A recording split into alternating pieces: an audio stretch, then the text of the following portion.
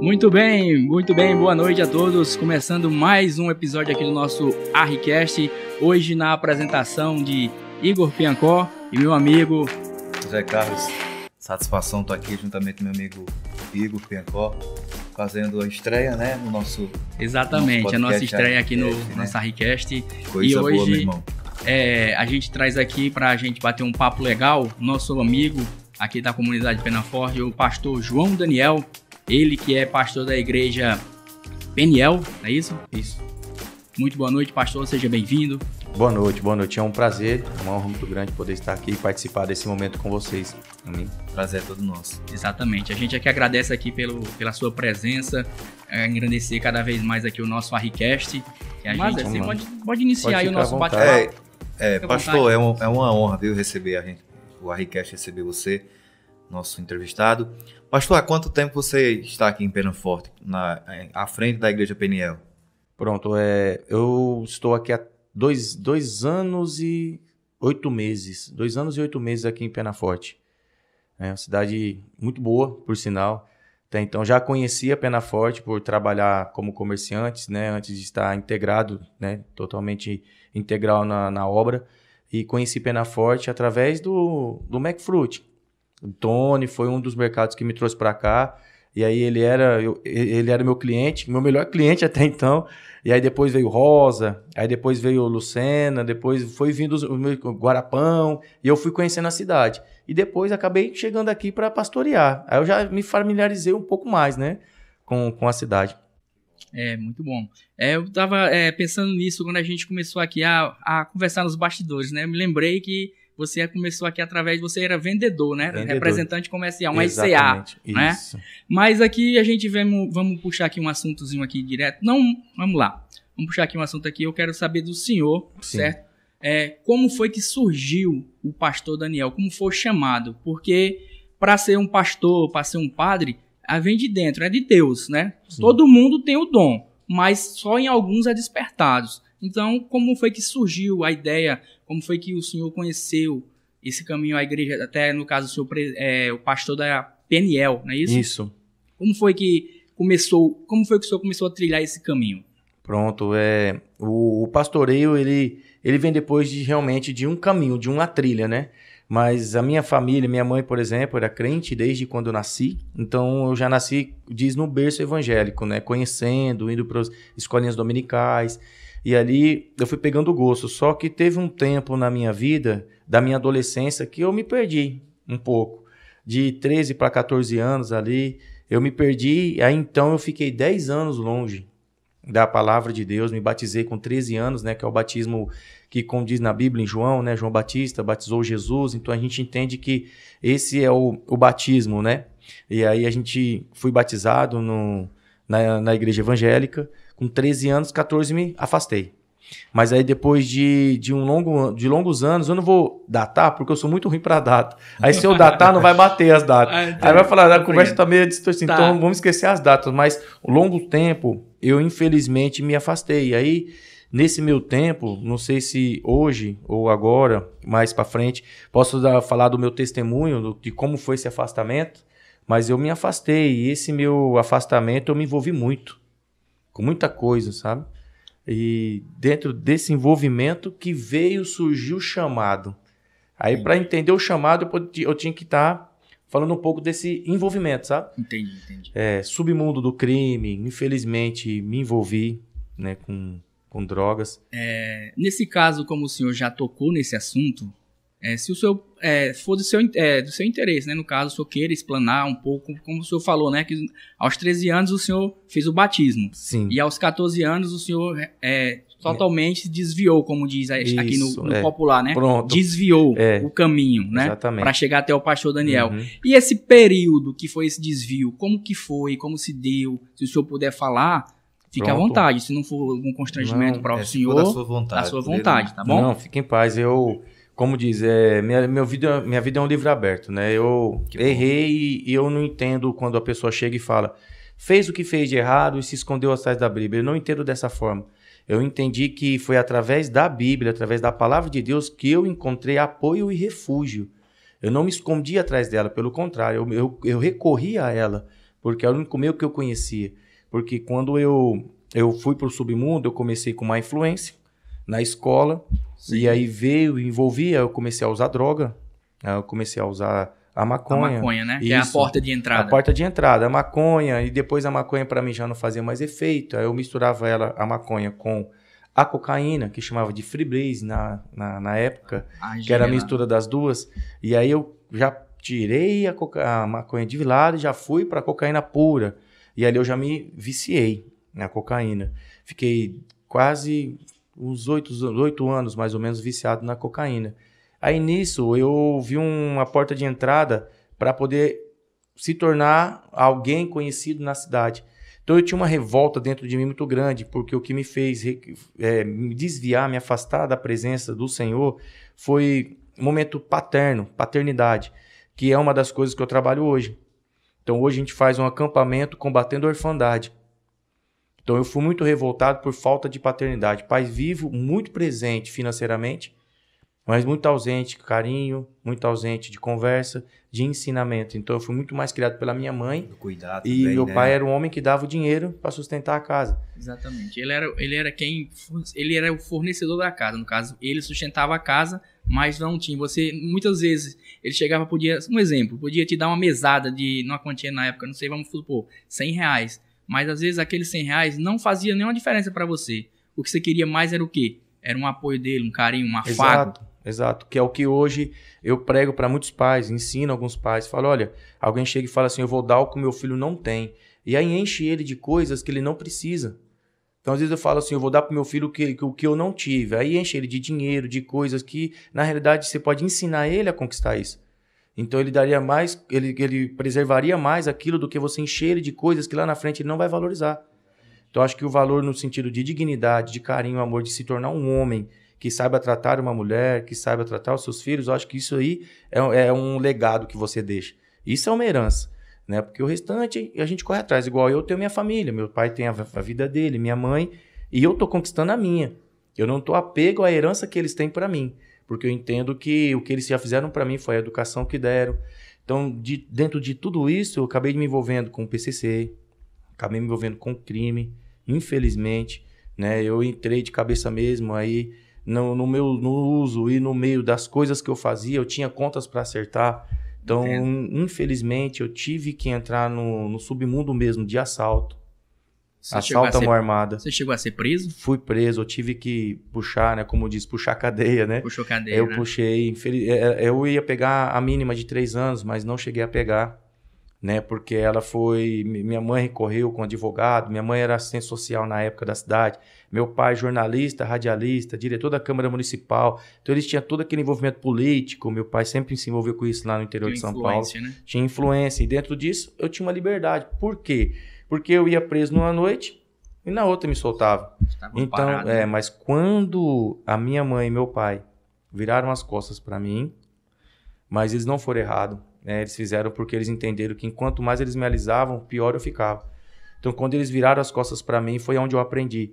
Então, esse tempo todo, eu cheguei a ficar na sarjeta, literalmente. Eu mendiguei. Eles chegou a um ponto que eles viram que tudo que eles estavam fazendo não estava surtindo efeito, né? Não. Pelo contrário, estava cada vez mais te jogando lá no mundo do crime, né? Isso. Como você falou aí, você estava preso numa noite, no outro dia você estava solto, né? Aí, então, foi uma forma, acho que assim, é Deus, né? De qualquer maneira, Deus usou dessa forma, seus pais, no caso, não foi um certo abandono, mas sim, acho que eles perceberam que o que eles estavam fazendo não estava ajudando, né? Não. Aí, quando você se sentiu só, né? Que você olhou para trás e viu que não tinha mais como eles lhe apoiarem, né? Aí isso. Foi quando você percebeu, quando caiu a ficha. Exatamente. Né? Eu estava na prisão e como minha mãe, assistente social, já ajudou muitas pessoas na vila onde eu ficava, na periferia, né? Lá em São Paulo. Então, quando eu caí lá dentro, as pessoas que conheciam a minha mãe falaram, ó, o filho da Dircinha, e me levaram para a cela deles. Então, eles meio que cuidaram de mim, porque lá dentro tem abuso, lá dentro tem muitas coisas que, né, que não é para um ser humano normal ficar. E quando eu cheguei, eu falei, aí eu entendi, falei, meu Deus, eu tenho educação, eu tenho família, o que eu estou fazendo aqui? E minha mãe me ensinou um caminho que eu devia ter trilhado ele. Então ali a pessoa começa a refletir. Aí eu comecei a pensar em tudo aquilo e eu dentro daquela cela. Eu cheguei nos irmãos e falei, eu quero ir para a cela dos crentes, porque tem alas, né? Uhum. Aqueles que querem aceitar a palavra de Deus, tem uma ala para eles. E eu fui para lá. E um pastor foi ministrar lá, um missionário, um capelão. E ele ministrando lá, eu aceitei a Jesus, na verdade me reconciliei dentro da prisão. Quando eu saí de lá ainda revoltado, né? Porque a gente pensa que, como diz a lei dos crentes, a pessoa se converte, é uma mudança repentina. Não, eu ainda estava com mágoa, ferida, eu estava revoltado, eu ainda estava com ódio.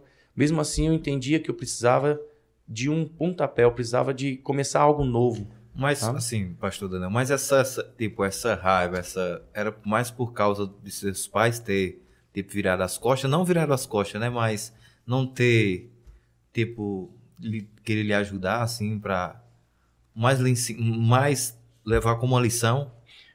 Eu, no momento de rebeldia, né? Nós, na nossa meninice, como diz, né? Na nossa imaturidade, tudo para nós é motivo. Nós somos rebeldes sem causa, né? Não precisa de muita causa. Poucas coisas é o suficiente para a gente se tornar uma pessoa rebelde, né? Se revoltar com o mundo e com todo mundo. Porque jovem tem muito isso. Então eu entendo que tem um pouco da minha imaturidade. Porém, o que me revoltou foi a separação dos meus pais. Isso que foi o pivô, deu um gatilho, como diz. O gatilho para me revoltar foi por conta da separação. Porque eu sabia que eles junto, eu ia ter uma estrutura de vida. Eles separados, como é que seria? Então, aí, quando eles se separaram, eu vi separando bem, separando o carro, separando casa, separando as... Falei, meu Deus, vão separar eu e meus irmãos, porque nós somos em 4.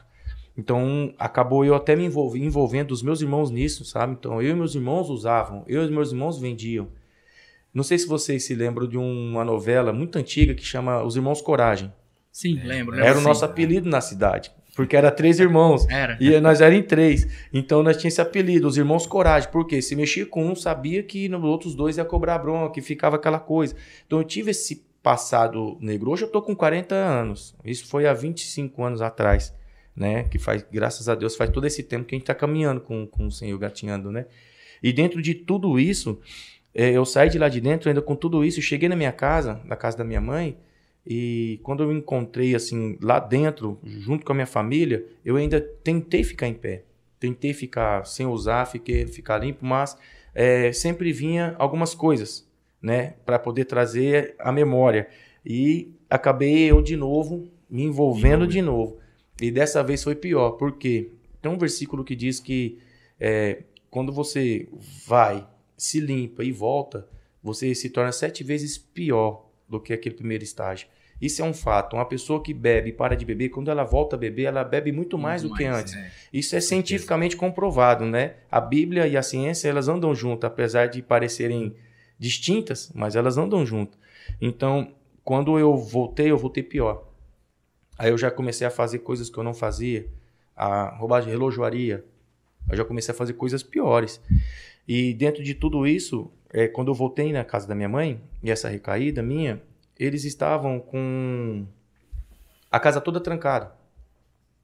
A casa estava toda trancada, eu entrei. Quando eu entrei, eu vi minha família lá, eles falaram assim para mim: aqui, ninguém te quer.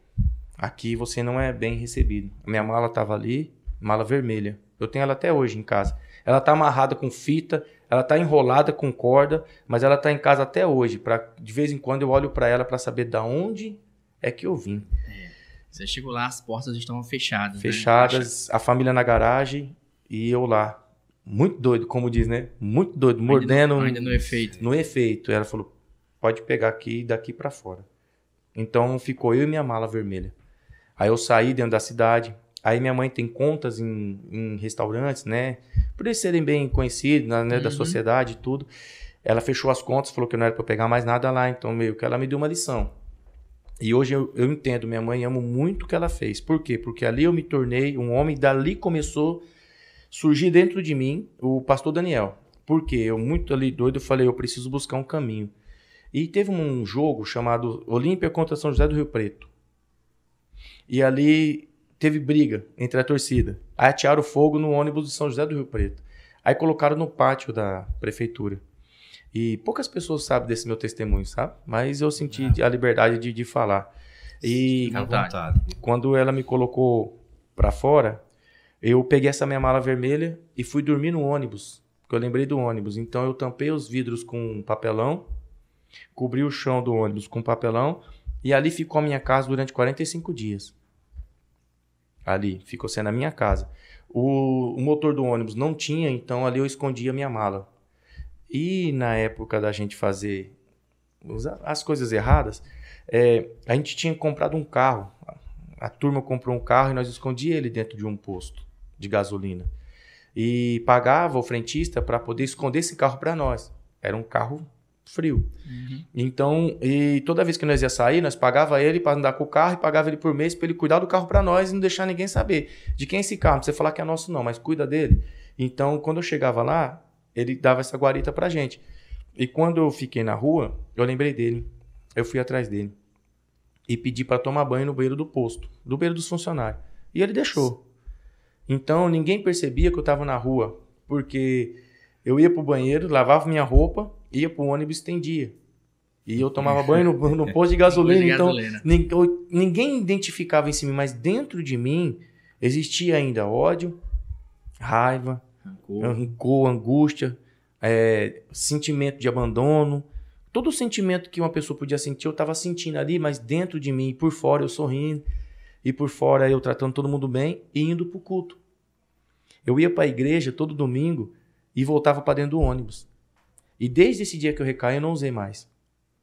Eu fiquei ali dentro do ônibus, sozinho, orando, buscando e pedindo a Deus para me dar força. E um jovem chamado João Vitor, ele era muito mais novo que eu. E ele observava porque ele conhecia minha família, ele me conhecia minha família, o pai dele era advogado, então eles eram amigos, meus pais e os pais deles. E ele sabia que eu morava no condomínio acima, que chamava Tropical.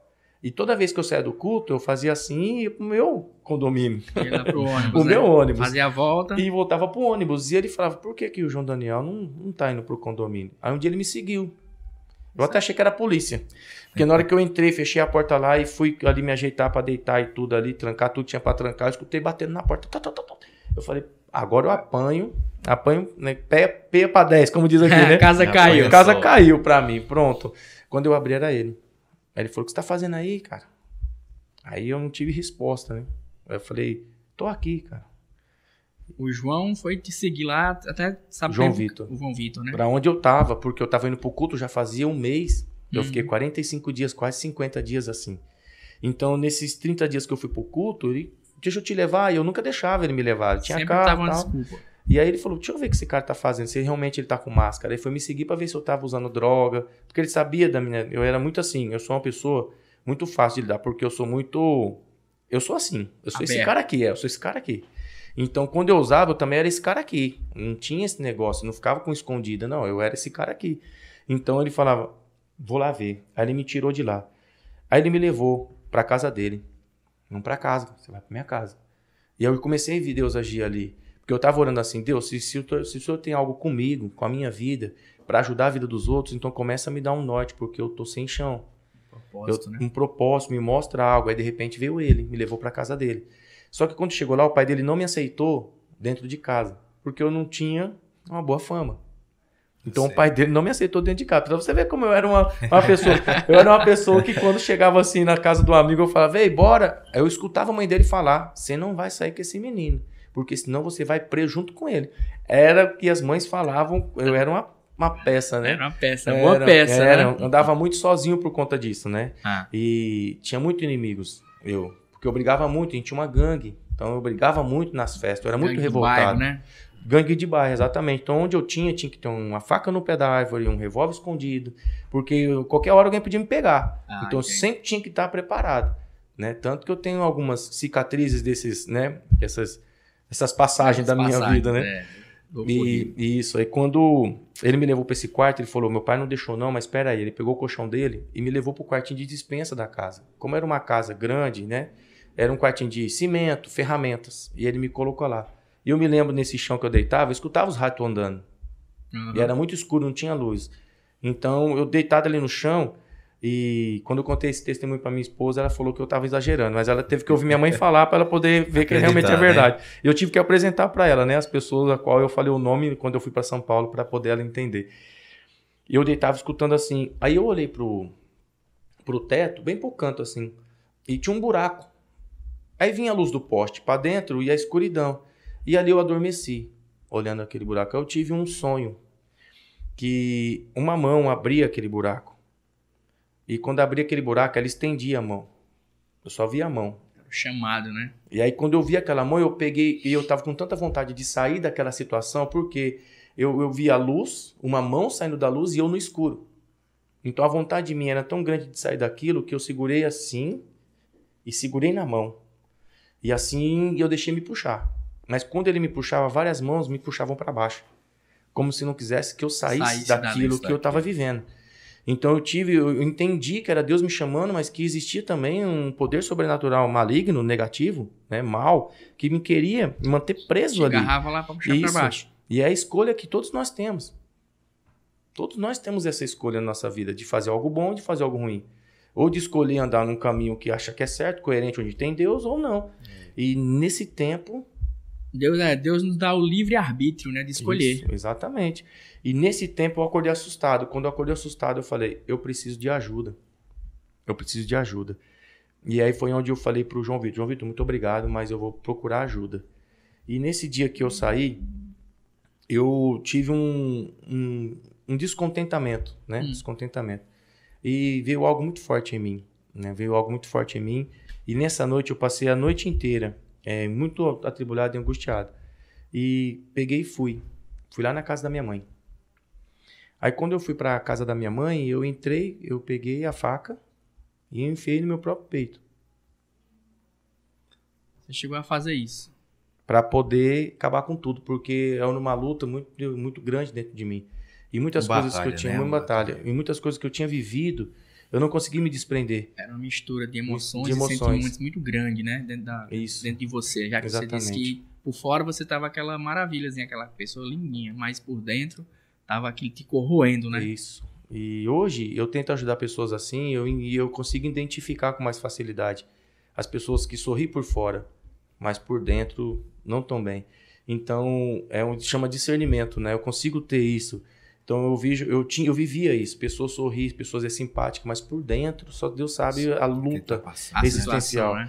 Então eu fiz isso, entrei na casa da minha mãe e falei, e olha só, eu vou tirar minha vida dentro da casa da minha mãe. Vou acabar com tudo agora. E dentro da casa da minha mãe, para ela poder ver aqui, né? Ó, tá vendo? É aquela coisa do ser humano, né? E eu fui e coloquei. Então quando eu enfiei a faca no meu peito, aquelas facas brancas de picar carne, de açougue, sabe? Quando eu a enfiei, eu já matei porco, né? Apesar de morar em São Paulo, a pessoa pensa, mora em São Paulo, você tá pegando a enxada. Não, tem o interior de São Paulo também. Interior, né? Lá também tem porco, tem cavalo, tem roça, né? Tem roça. Também, a gente sabe mexer com as coisas. Então eu matei muito porco. Então eu sabia alguns segredos para poder você sair da parte da caixa torácica e ir ao coração. Então eu fui fazer esse mesmo esquema. E quando eu enfiei, chegou uma hora que eu estava tão assim que eu olhei e a pressão caiu, então eu não tive força. Quando eu olhei a pressão caiu, o músculo do peito ele atrofiou, assim, ele deu aquela enrijecida. Isso. E aquele choque, né? E quando ele deu choque, eu não conseguia nem tirar e nem enfiar de novo, porque eu ia tirar e enfiar de novo, porque eu estava na intenção. E aí quando eu tentei nessa luta de tirar e enfiar de novo, eu fui desmaiando e esvaecendo. E desmaiei. Aí minha mãe chegou. Aí deu aquele grito e me chamou. Aí ela me chamou, nada de mim, chamou os vizinhos, gritou. Aí veio o resgate, me levou, pediu ajuda, veio o SAMU, me levou para o hospital. E quando chegou lá, o médico falou, olha pro seu dedinho. Aí eu olhei, falou, foi isso aqui que a faca ficou do seu coração. O tempo que você estava deitado no chão, com o tempo que a gente chegou pelo coágulo do sangue, você ficou uns 40 minutos, era o suficiente para você morrer. Se tivesse dado um pico no seu coração, só uma furadinha no seu coração, o tempo que você ficou deitado, esvazando sangue, você tinha morrido. E eu peguei e falei, o raio-x está até lá. Aí ele me mostrou, falou, tá vendo a distância? É a unha do seu dedinho. Foi o que salvou sua vida. Foi essa distância. Eu falei, não, foi amor de Deus. Porque eu não conseguia nem mover nem para frente, nem para trás. A faca, ela estancou. E ali eu desmaiei. E é onde começa. E você lembra que eu sempre fui da igreja, desde pequeno. 13 anos me batizei e me afastei. E os adolescentes, as crianças que estavam comigo também nessa faixa de idade, também tinham a minha faixa de idade. E eles cresceram dentro da igreja e eu fora. E fiz a cirurgia, pequena cirurgia por dentro, por fora. E quando eu estava deitado, eu acordei, todos eles estavam em volta do meu maca. Os seus amigos da igreja. Infância, da igreja. Dos 13 anos. Dos 13 anos, dos 8 aos 13 anos, que já era adulto junto comigo. Eles tudo em volta do leito, da maca, falando, nós vamos te buscar. Porque o teu lugar não é aí. O teu lugar é na presença de Deus. O teu lugar é onde você começou. E aí eu comecei a chorar, e eu comecei a falar, nossa, e eu não tinha palavras. Eu só tinha obrigado. Ele falou, nós não vamos desistir de você, nós vamos com você até o fim. Vieram te resgatar, né? Vieram me resgatar. Pastor, aí, quando você fala de seus irmãos ainda moram lá no interior de São Paulo ainda? Mora, Ribeirão Preto. São pastores também? Frequentam a igreja? Infelizmente não, mas eles frequentam. São frequentadores, né? Mas não são afinco como eu, né? Que entendeu um chamado e foi. Mas todos eles conhecem o evangelho, conhecem tudo aquilo que minha mãe ensinou para todos, por igual. Né? Mas sempre tem um que desponta mais do que os outros. Exatamente. Né? E aí dentro disso, pronto. Quando eu fui para a igreja de volta, ali eu fui tocado, ali eu fui curado, ali eu me retratei com todos, me retratei com meu pai, me retratei com a cidade, fiquei ali fazendo missões, fui fazendo cursos de missões urbanas, fui para Jocum, eu fui me envolvendo. Arrumei um emprego bom de recepcionista de hotel 5 estrelas. Você se reintegrou novamente na sociedade, né? E dentro disso foi. Também até eu chegar até aqui, até esse momento. Pastor, momento. também o senhor longe de sua família em São Paulo, né? Uma boa parte de sua família. Como eles veem essa nova vida como pastor? Como eles reagem na sua mudança, né? Da água para o vinho, né? Uma mudança gloriosa, né? Em nome de Deus, né? Graças a Deus. Como é para lidar assim com a distância? Você tipo morava em São Paulo, né? Agora está distante deles. Eu tô aqui há 12 anos, né? Já tô aqui há 12 anos aqui no Ceará. Morei em Milagres aqui do lado. 8 anos e meio, quase 9 anos. E vim para cá agora esse tempo que eu tô aqui. Resumindo os 12 anos. Quando eu vim para cá, eu já estava bem. Eu já estava bem estruturado. E é o meu maior preço que eu pago. É a saudade que eu tenho da família. Porque foi uma mudança de cultura, foi uma mudança de tudo, porque... Distância. Eu tinha ali meu quarto, eu tinha minhas coisas e de repente eu vim e não volto. Porque a minha vinda para cá, 2011, foi como missionário. Aí eu conheci minha esposa. Nessa vinda para cá eu conheci minha esposa. E conversei com ela e voltei para São Paulo. E eu falei para minha mãe, conheci alguém e Deus me usou aqui. Quando eu a conheci, Deus me usou para curar um menino. Isso foi o que chamou mais a minha atenção.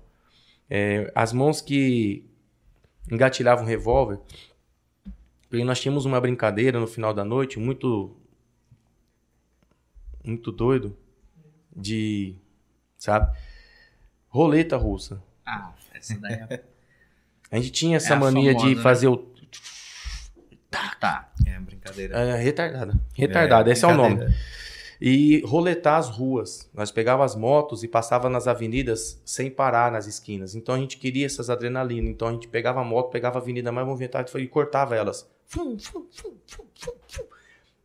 Entregando a vida pra morrer mesmo. Porque nós já tava assim, eram adolescentes rebeldes mesmo, sabe? Sem causa. Sem ligar pra... Né? Sem ligar pra nada. Sem ligar pro perigo, né? Tudo isso eu passei. Aí quando eu cheguei aqui, eu vim pra cá em 2011, conheci ela, eu voltei e falei, mãe, conheci minha esposa.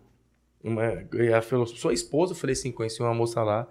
E quando eu estava aqui, fazendo missões, eu encontrei um rapaz chamado Diogo, uma criança. Ele tinha 8 anos. E ele não ouvia. E essa criança que não ouvia, eu não sabia. Então quando eu cheguei para evangelizar, cheguei na casa dele, assim, por trás dele, e as irmãs evangelizando, e eu evangelizando ele. E ele não me olhava, eu falava, mas esse povo aqui do Nordeste, sem educação. Eu tô falando com ele, nem olha pra mim, nem olha pra trás, nem...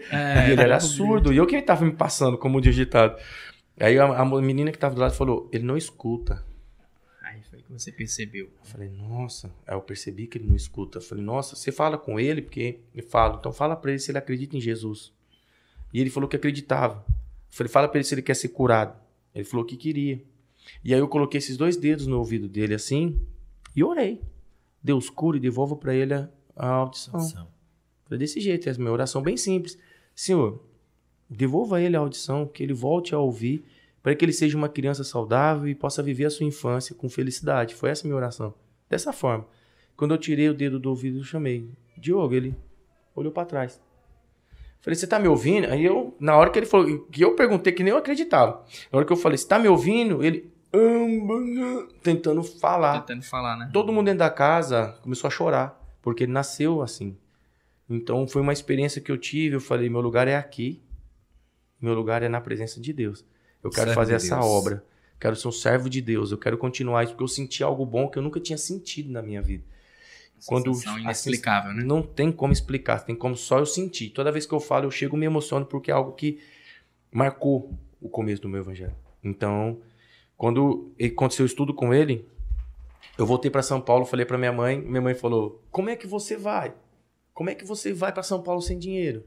E aí, quando eu voltei para cá em 2012, foi justamente sem dinheiro. É até engraçado a viagem. E quando eu cheguei aqui, minha mãe não falava mais comigo, porque quando eu deixei, ela falou, você está me abandonando.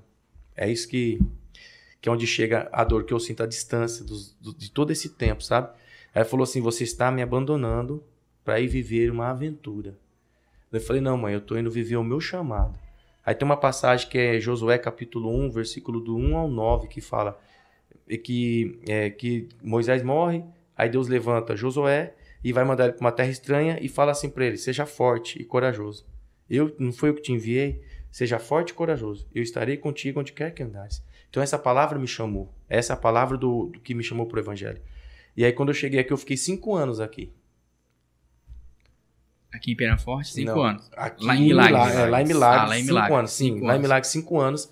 Sem visita, sem telefone, sem ninguém falar comigo, porque minha família não queria que eu estivesse aqui. Sem nenhum contato sem com nenhum eles contato com eles lá em São Paulo. E eu vivendo o meu chamado, como missionário, e continuando com a minha esposa ali, casei com ela, fiz do jeito certo, tudo, e minha família mesmo assim não falava comigo, não aceitava de jeito nenhum a minha vinda para cá, porque minha mãe queria que eu voltasse para lá, casasse lá, construísse casa lá e ficasse fazendo missão lá. Né? Mas Deus me chamou para cá. Então eu passei apertado, passei muitas coisas aqui, mas eu aprendi. Eu aprendi a amar, eu aprendi a cultura, né, que é diferente. Emagreci 7 quilos, cheguei aqui com 98 quilos, fui para 91 quilos, porque a comida é diferente, o tempero é muito forte, então eu comia pouco, porque me satisfazia nisso, fui emagrecendo. Fez bem, né? Mas foi difícil. E tem sido difícil, sabe? Minha mãe já tá avançando a idade, meu pai. Mas hoje, como é que tá o contato? Pronto. Hoje já voltou, já aproximou mais? Ou ainda estão aquela farpazinha? Não, quando eu vim pra cá, isso aí foi porque ela não queria que eu viesse, ela não entendeu. Mas depois que Deus começou a usar a minha vida aqui, e eu comecei a tocar em muitas vidas, e eu arrumei um emprego, comecei a comprar minhas coisas, ela viu que Deus estava abençoando, tudo. Hoje eu sou pastor da minha mãe. Ela congrega na sua? Na realidade, não. Eu cuido dela à distância. Sim. Porque ela é minha mãe, ela é minha mãe na fé, ela é minha mãe. Porém, ela liga para mim, filho, eu tô passando por isso, ore comigo. Filho, eu tô passando por isso, vamos orar junto. Então, aquele filho que ela não falava, é o filho que orienta ela. Então, filho, o que eu faço aqui? Então, eu sou aquele que agora dá orientações também para ela. Então, meus irmãos ligam para mim, João, liga para mim, João, ore comigo. Então, hoje eu sou pastor da minha família. Então, acho que não tem assim algo mais grandioso do que você poder cuidar da sua família e na sua família você ser reconhecido naquilo que você faz.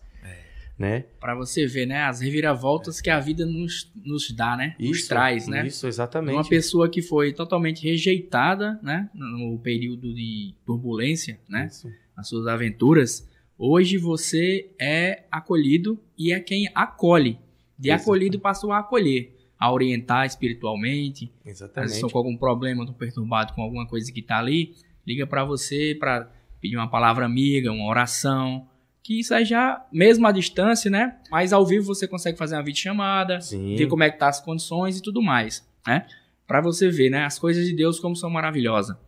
E tocando aqui nosso papo, Pastor Daniel, vamos falar um pouquinho agora aqui sobre os projetos que a Igreja Peniel já executa, você está executando alguns projetos e tem alguns projetos em execução ou alguns já na folha para sair. Eu queria que o senhor falasse um pouco do movimento que a igreja faz aqui na cidade, que eu já presenciei alguns, vocês fazem datas tipo Dia das Crianças, Isso. essas datas sazonais. Uhum. Como é que tá o projeto, os projetos, os andamentos aqui na nossa cidade da igreja? Por favor. Pronto. Quando a gente chegou aqui, né, na cidade, eu vi uma cidade com aquilo que eu vivi lá atrás, naquela história toda que eu contei. Uma cidade que precisa de cuidados.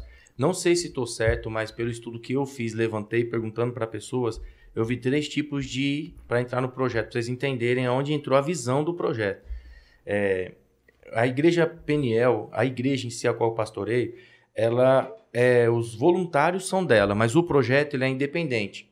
O que acontece? O projeto ele precisa de uma cobertura espiritual, porque a gente entende que a gente não lidar só com o físico, com o psicológico e emocional das pessoas, mas com o espiritual também. Então, os voluntários são da igreja, então tem que ter uma cobertura de uma igreja. Então, a igreja Peniel, qual pastoreio, cobre o nosso projeto, mas o projeto é o ID Pregai, que é esse projeto aqui dessa camiseta, que é o projeto que a gente tem colocado aqui na cidade de Penaforte. Então, quando eu cheguei aqui, a gente começou a estudar e começou a ver, eu comecei a ver jovens que eu ia conversar com eles. Quem é seu pai? Meu pai morreu. Quem é seu pai? Meu pai é um bêbado. Quem é seu pai? Meu pai é caminhoneiro, meu pai sumiu, meu pai foi embora, meu pai abandonou, meu pai... Quase todo mundo, ou 90% dos jovens e adolescentes que a gente conversa não tem o pai. Aí eu não tenho um pai, 90% dos jovens que nós conversamos. Joaquim Pereira é uma escola que a gente tem cuidado e ajudado a diretora jesuíta, que tem sido uma bênção, ela é da Assembleia de Deus, mas ela tem sido uma bênção porque ela abre a escola pra gente. A gente faz palestra ali, nas palestras, quando a gente toca na parte pai, choram, se emocionam.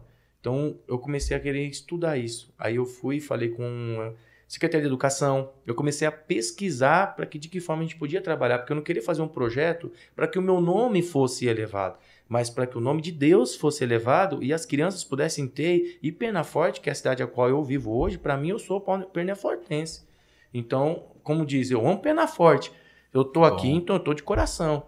Então eu quero fazer algo para que Penaforte daqui 5 anos, não é para amanhã, daqui 5 anos, daqui 6 anos ou daqui 10 anos, não seja a mesma Penaforte. Porque se nós não cuidarmos das crianças e dos adolescentes de hoje, que tem 11 anos, daqui 10 anos tem 21. Quem vai ser? Quem são eles? Se nós não cuidar dos adolescentes que hoje têm 16, daqui 10 anos eles têm 26. Então, se a gente não entender isso, a gente vai continuar com a Penaforte vivendo a nossa vida e Penaforte não vai. Então, eu consegui ver 3 gerações dentro da cidade de Penaforte. A geração do posto fiscal. Isso, quando o posto fiscal era aqui na própria cidade, na entrada, né? A geração do posto fiscal. Pedra 90, como diz a história. Isso, é a geração mais rebelde que tem. Porque as mães se prostituíam e dava para as vó criar. Iam ter outros filhos. Então tem mãe que tem 4, 5 filhos. De ninguém sabe quem. Um caminhoneiro que passou, se relacionou e foi embora. Quem é seu pai? Nunca viu. E a avó que cuida, porque a mãe rejeita. Por que a mãe rejeita? Porque ela foi usada. Então ela foi usada, ela rejeita o filho. E o filho é rejeitado pela mãe e pelo pai. A avó ama, mas a avó cuida, mas a avó não ama igual o pai e a mãe. A avó ama, tá entendendo? Mas aquele amor que ele precisa, a avó não consegue dar.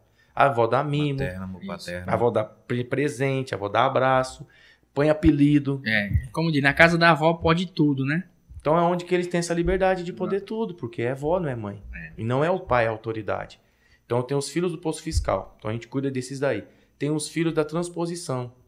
Isso, quando começou aqui, me lembro muito bem que era a primeira empresa que chegou aqui, acho que tem também a da Transnordestina. Pronto. Que era a primeira empresa, foi a que chegou aqui, foi a ET. Aí os caras chamavam lá, vem os ET, cara. Aí aqui, ó, Penaforte, eu vou fugir um pouquinho aqui do nosso papo, tá? Não, acho que tá dentro, acho que tá muito dentro. Acho que vamos incluir aqui, então, essa deixa aqui que a gente vai começar outro assunto aqui. Sim. Ó, a ET foi a primeira, a IT, né? EIT. Aí os caras chamavam os ET, cara, porque os caras tocavam o terror. Então, Penaforte nunca tinha visto uma obra desse tamanho, certo? Desse porte que passou aqui. No caso, ninguém imaginava que ia passar um trem aqui. Não existia, não tinha essa possibilidade, né? Aí a Transnordestina, assim como a Transposição, elas são obras loteadas, né? Abre um lote aqui e muitos chamam de obras eleitoreiras, que distribui no seu percurso. Porque se começa, vamos supor, começou aqui a Transnordestina em Recife. Então por que não vem de Recife até chegar em Penaforte fazendo? Não. Eles loteiam, abrem os lotes, vão fazendo por pedaço. Aí o que aconteceu? A primeira empresa a chegar aqui, uma empresa de grande porte, foi a EIT. Cara, começou a empregar gente. Gente aqui de Penaforte. Não lembrava não? Lembrava não, Ronaldo? Era EIT. Eu tive até uma tia azul, né? Exatamente.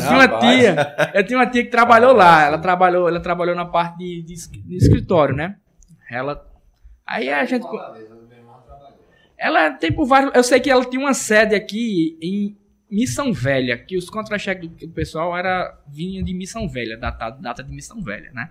Aí os caras começaram aqui, cara, rasgando aqui a cidade de lado, abrindo pra fazer a linha do trem. Aquela coisa maravilhosa, ninguém nunca sabia nem como era um trem, né? A gente ficou assim, maravilhado. E os caras começaram a injetar dinheiro dentro da cidade, entendeu? Penaforte, que tinha aquela vidinha pacata, final de semana não tinha nada, começou a se movimentar no sábado. Aí depois, na sexta, né? Tinha a tal da tertúlia, né? Tinha a tertúlia, chamava tertúlia. Aí os caras falavam, lá vai a tertúlia do ZT. Aí os caras começaram na sexta, na tertúlia, sábado. Aí começaram a fazer pega, começaram a abrir bar. Aí pronto, aí era de segunda a segunda o movimento. E a cidade sofreu assim, ela recebeu um ganho de dinheiro, injetou assim tão grande, que tinha gente que nunca tinha pegado aquela quantia de dinheiro em mão. Porque o que era que tinha de emprego aqui em Penaforte?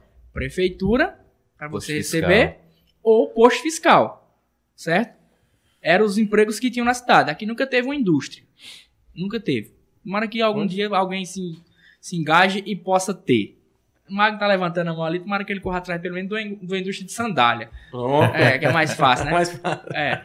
Aí o que acontece? Os caras começaram a reproduzir, meu irmão. Aí por isso que tem essa, você falou aí, a geração da EIT. É da EIT, que é os da transposição. Da Transnordestina, que é a linha férrea. Isso. Aí depois foi que chegou a transposição. Isso. Quem era que imaginava que ia passar um canal do São Francisco aqui, né? Uma cidade. E a cidade, assim, cresceu, evoluiu. O nível de vida aqui mudou bastante. Sim. Antigamente aqui as Penaforte tinham 10 carros, 5 motos, no meu tempo de criança. Eu só me lembro que tinha um carro aqui no meu tempo, que eu era moleque velho mesmo, pequenininho assim, era o primeiro prefeito da cidade, Cícero Targino. Ele tinha uma C10 azul que nós fazíamos o folo, andava em cima pra cima e pra baixo. Quando ele parasse na casa dele, ficava todo mundo pulando. Era a maior alegria, certo?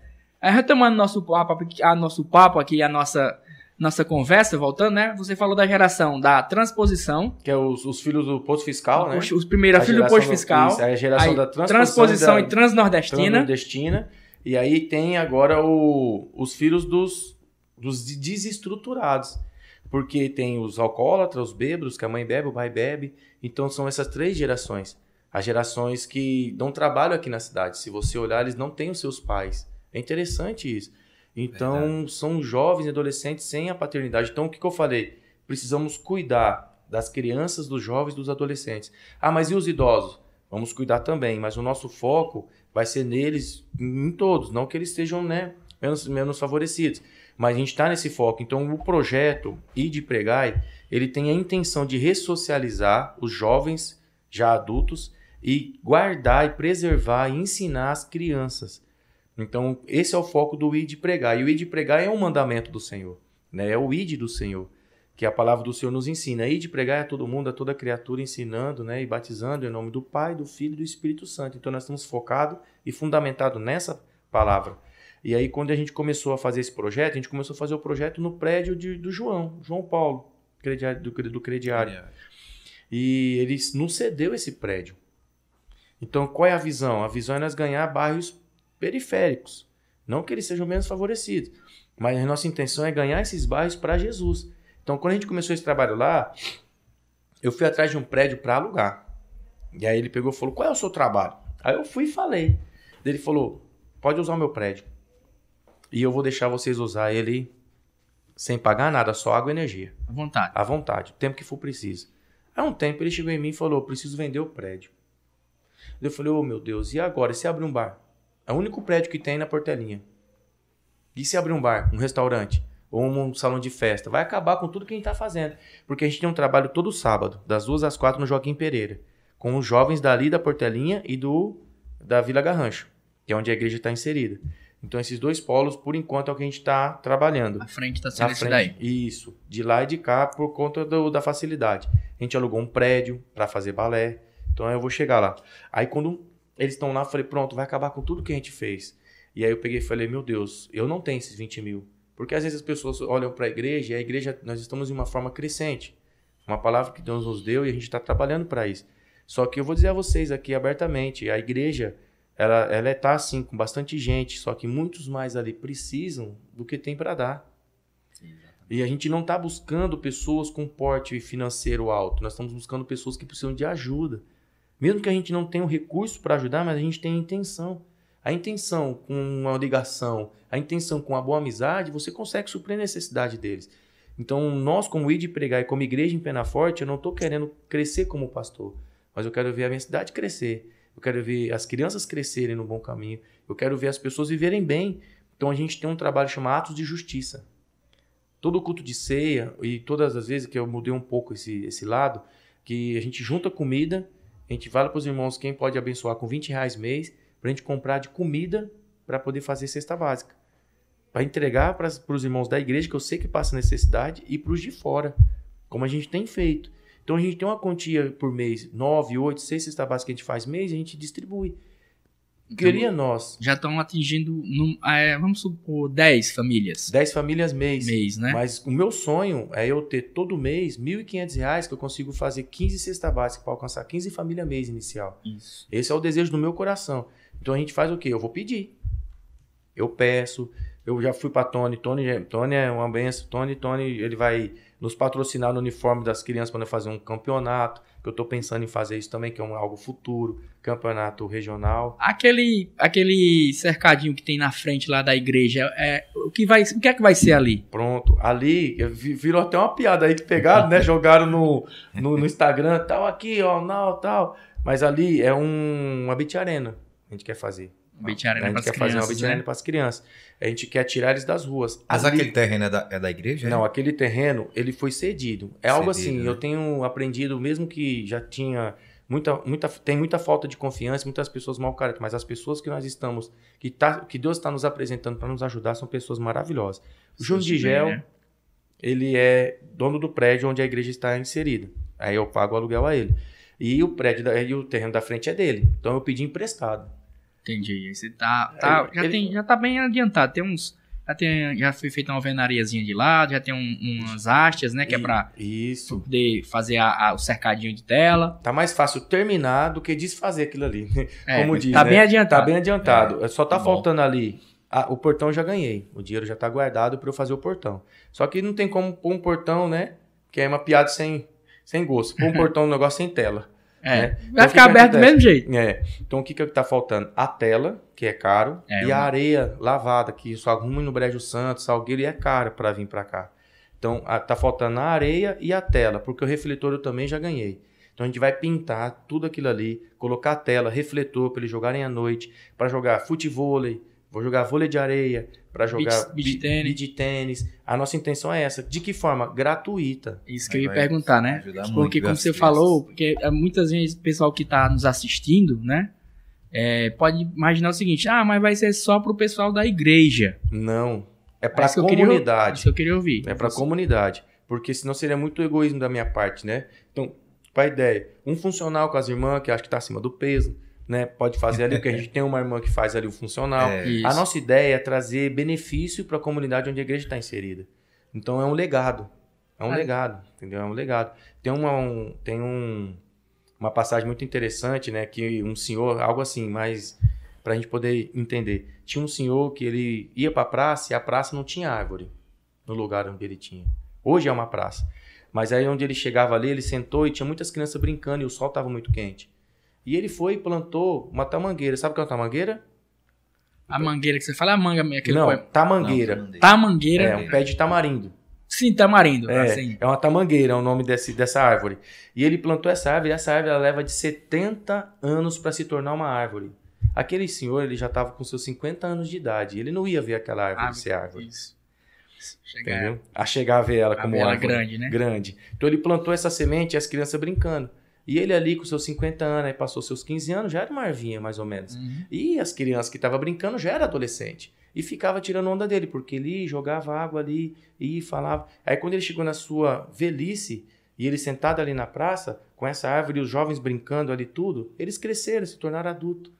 E eles foram e perguntaram para ele qual era o motivo dele plantar aquela árvore, se ele não ia usufruir da sombra. Aí ele olhou para os filhos deles que estavam brincando debaixo da sombra e falou, eu não plantei para mim, eu plantei para eles. Porque eles viram eles, adolescente, criança para adolescente, e viram eles no futuro tendo filhos, e não tinha uma árvore para esse filho brincar, não tinha um balanço ali, legado. Então o que é legado? Legado é você deixar algo que às vezes você não vai usufruir, mas a sua geração futura vai. Então eu penso que o evangelho ele é um legado que a gente tem que deixar. Não é uma ordem, não é uma unção sobre mim, não é eu sou o próprio, não, é um legado. Então o que é aquela quadra? É um legado que eu quero deixar ali para falar, olha, um dia passou uma igreja aqui, a igreja pode fechar, a gente pode sair, eu posso ir para outro estado, mas algo vai ficar. O legado vai ficar lá, né? Entendeu? Pastor, deixa eu lhe perguntar aqui uma pergunta. O que mais lhe motiva na igreja e na caminhada? Cuidar de vidas. O que mais me motiva é quando eu vejo a mudança na vida das pessoas. O que mais me chama atenção não é bens materiais. Por quê? Eu ganhava na época, em 2009, eu ganhava R$ 1.700 como recepcionista. Recepcionista, você falou que era recepcionista do hotel. Ganhava muito bem, gravata, sombra, água fresca, trabalhava 7 e descansava 12. E ganhava muito bem, tinha hora extra, ainda eu era garçom à noite, porque eu gostava de trabalhar. Então eu ganhava meus 400 por fora ainda, então eu ganhava bem. E aí quando eu vim pra cá, eu não vim atrás de recurso financeiro. Eu vim ver um chamado. Dava quase 3 salários em 2009. Eu ganhava bem. Eu R$2.100. Eu usava perfume bom. Em 2009 o salário era R$465. Eu usava perfume bom, era tênis na marca. Eu saía, os caras, e aí, vamos sair, porque sabia que tinha. Eu tinha muitos amigos, eu tinha poder aquisitivo no sentido para bancar a minha vida, porque eu era solteiro, livre, desimpedido e ganhando bem. Ainda eu trabalhava de garçom de sexta e sábado, ainda para ganhar um pouquinho mais.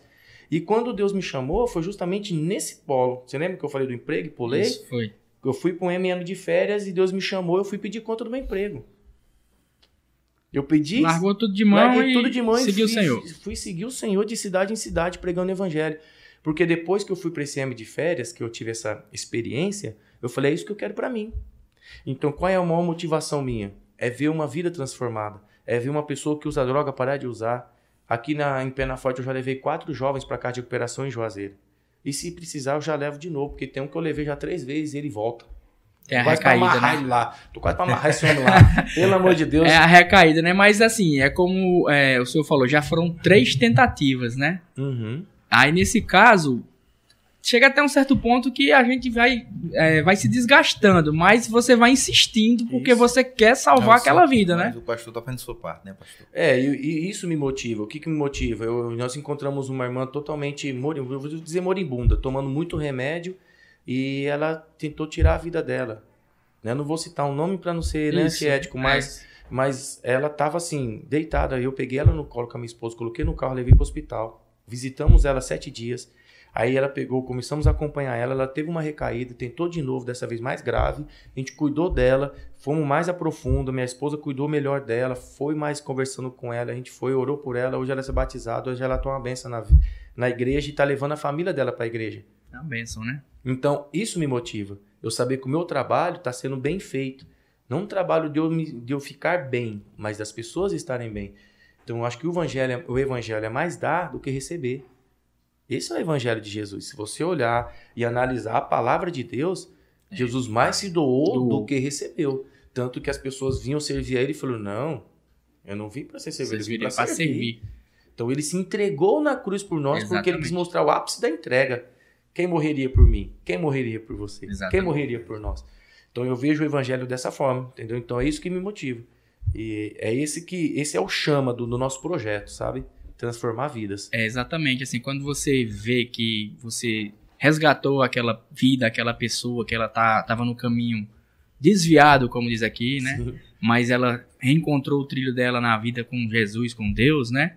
Isso deve ser muito gratificante para ti, né? Você acha que assim, é uma explosão de sentimento que você não consegue nem se conter, nem explicar, nossa, né?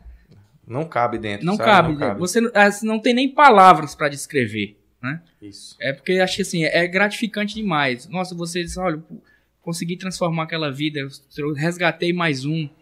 E assim, o mundo que a gente vive hoje é um mundo acho que pra mim tá totalmente desgovernado. Né?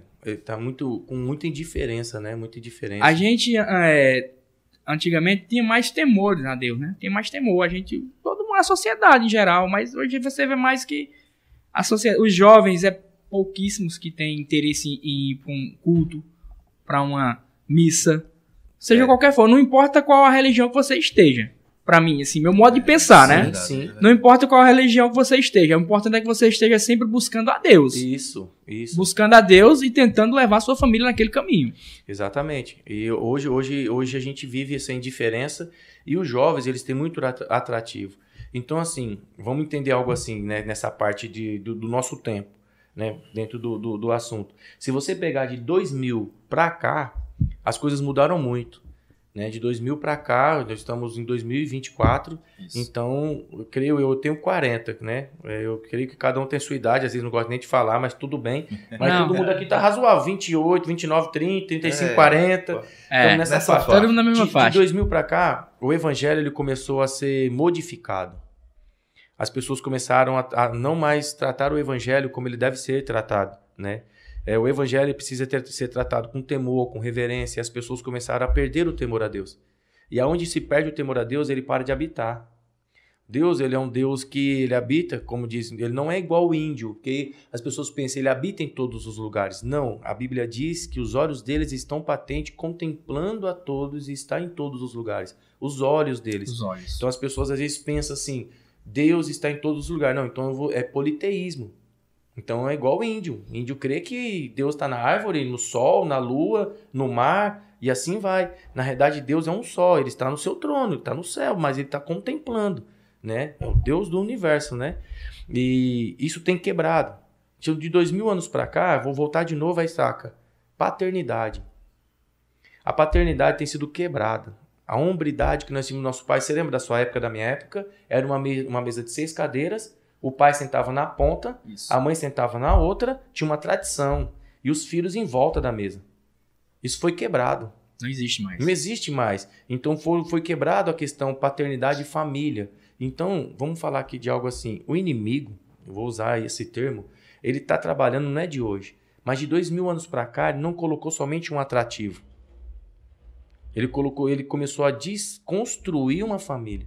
Se você chegar hoje em uma casa moderna, o pai está no quarto, na sala, numa televisão de 75 polegadas. Se não tiver no celular, né? Se não tiver no celular. A mãe está na cozinha, não cozinhando, está no celular. No celular também. Se não tiver uma televisão na cozinha, porque hoje tem uma televisão na cozinha, a filha está no notebook no quarto, o outro na sala. Então cada um está vivendo a sua vida, em diferença. Ninguém mais consegue ter um sentimento nem de família, quem dirá com os de fora. Agora vamos pensar, se eu não tenho sentimento com a minha família, quem dirá com os de fora, quem dirá com Deus, que eu nem vejo. Exatamente. E as pessoas não falam de Deus para mim. Então se a geração de 2000 anos para cá parou de falar de Deus, então não existe Deus. Então hoje a gente vê inúmeras religiões que foram, vou dizer, abertas de 2000 para cá. Em 24 anos, religiões se expandiram aí e estão crescendo e as pessoas vivendo para Deus, com Deus, achando que é para Deus. Porque tem essa diferença. Então a gente vê isso. E é o que a gente tenta quebrar. Como eu estava até falando com o Magno. Sobre isso até na igreja. Qual é o meu desejo aqui em Penaforte? Que os pastores deem as mãos. Cara, era isso que eu já... Assim, pastor, era isso que eu queria lhe fazer uma pergunta. Porque, assim, eu vejo o interesse da igreja de vocês, a PNL, de ter projetos de ajudar jovens, crianças, né? Fazer projetos que ajudem a sociedade, principalmente na nossa cidade de Penaforte. Sim. Coisas que eu não vejo em outras igrejas, me perdoe se eu tenho que falar uma coisa aqui, em outras igrejas evangélicas eu não vejo essa mesma boa vontade que você pastor tem. Uhum. Infelizmente, né? Pronto, infelizmente. Mas nós poderíamos... Não, também não só na igreja evangélica, também assim, eu como sou católico, eu sinto também isso muito também na igreja católica. Não é? A gente deixa a desejar, né? Deixa a desejar. A gente vê, eu sempre observo, né? A gente sempre vê seu empenho. Eu sempre observo, assim, porque como você falou, de 2000 para cá, teve um boom de igrejas, né? De abertura de templos. Isso. Tem igreja, acho que tem igreja que eu não sei mais nem o nome, né? tantas denominações. Toda semana abre uma, né? É como se, assim, virou um comércio. Isso. Né? Mas, assim, há algumas que eu vejo, como a PNL, né? Ela tem um propósito, né? Tá com aquele propósito, como você já falou até dos projetos, de quê? De resgatar aquelas pessoas que não estão no caminho de Deus, a seguir o caminho de Deus, a aceitar Deus. E como eu falei, não importa a religião, seja católica, seja evangélica, seja qualquer que for. Mas se você procura seguir a Deus, porque não adianta eu estar numa igreja, certo? Estou lá na frente, mas o pastor rezando, de mão dada, vamos lá, irmão, aquela coisa, agitando o culto, ou então numa missa, pregando o evangelho aqui, se daqui a pouco eu estou ali na outra esquina falando mal de você, né? Se eu estou na outra esquina fazendo uma coisa ruim para o meu próximo, né? Né? Como Deus falou, né? Amar a ti mesmo como próximo. Até, né? pastor, nesses eventos que tem aí, que sempre tem um evento grande das igrejas. Dia do evangelho. Né? Dia do evangelho, né? Eu vejo muitas igrejas que não participam. Não é? Fica tipo assim, não sei, se é rixa. Não é, acho que não deveria ser assim, não é? Uma pergunta muito boa. Não é? Muito boa para ser feita e vou falar. Como diz o assembleano, eu vou falar. Pode falar. Né? Mas a gente tá aberto. Não, vou ser bem sincero. Eu vejo assim, a igreja, ela, no contexto geral, ela deveria ser única. No sentido geral, né? De um Deus, um Espírito e um Jesus. Só que quando se trata de placa, aí as coisas mudam. Por que acontece? Cada tipo de denominação, ela cultua de uma forma diferente. E se o pastor não tiver sabedoria, eu vou usar esse termo, ele vai dividir realmente de fato a igreja. Ele vai dividir a igreja por quê? Porque a igreja Peniel, a nossa liturgia, ela não tem todo aquele avivamento, que ele diz ser avivamento, eu vou usar esse termo também para não usar nenhuma palavra chula.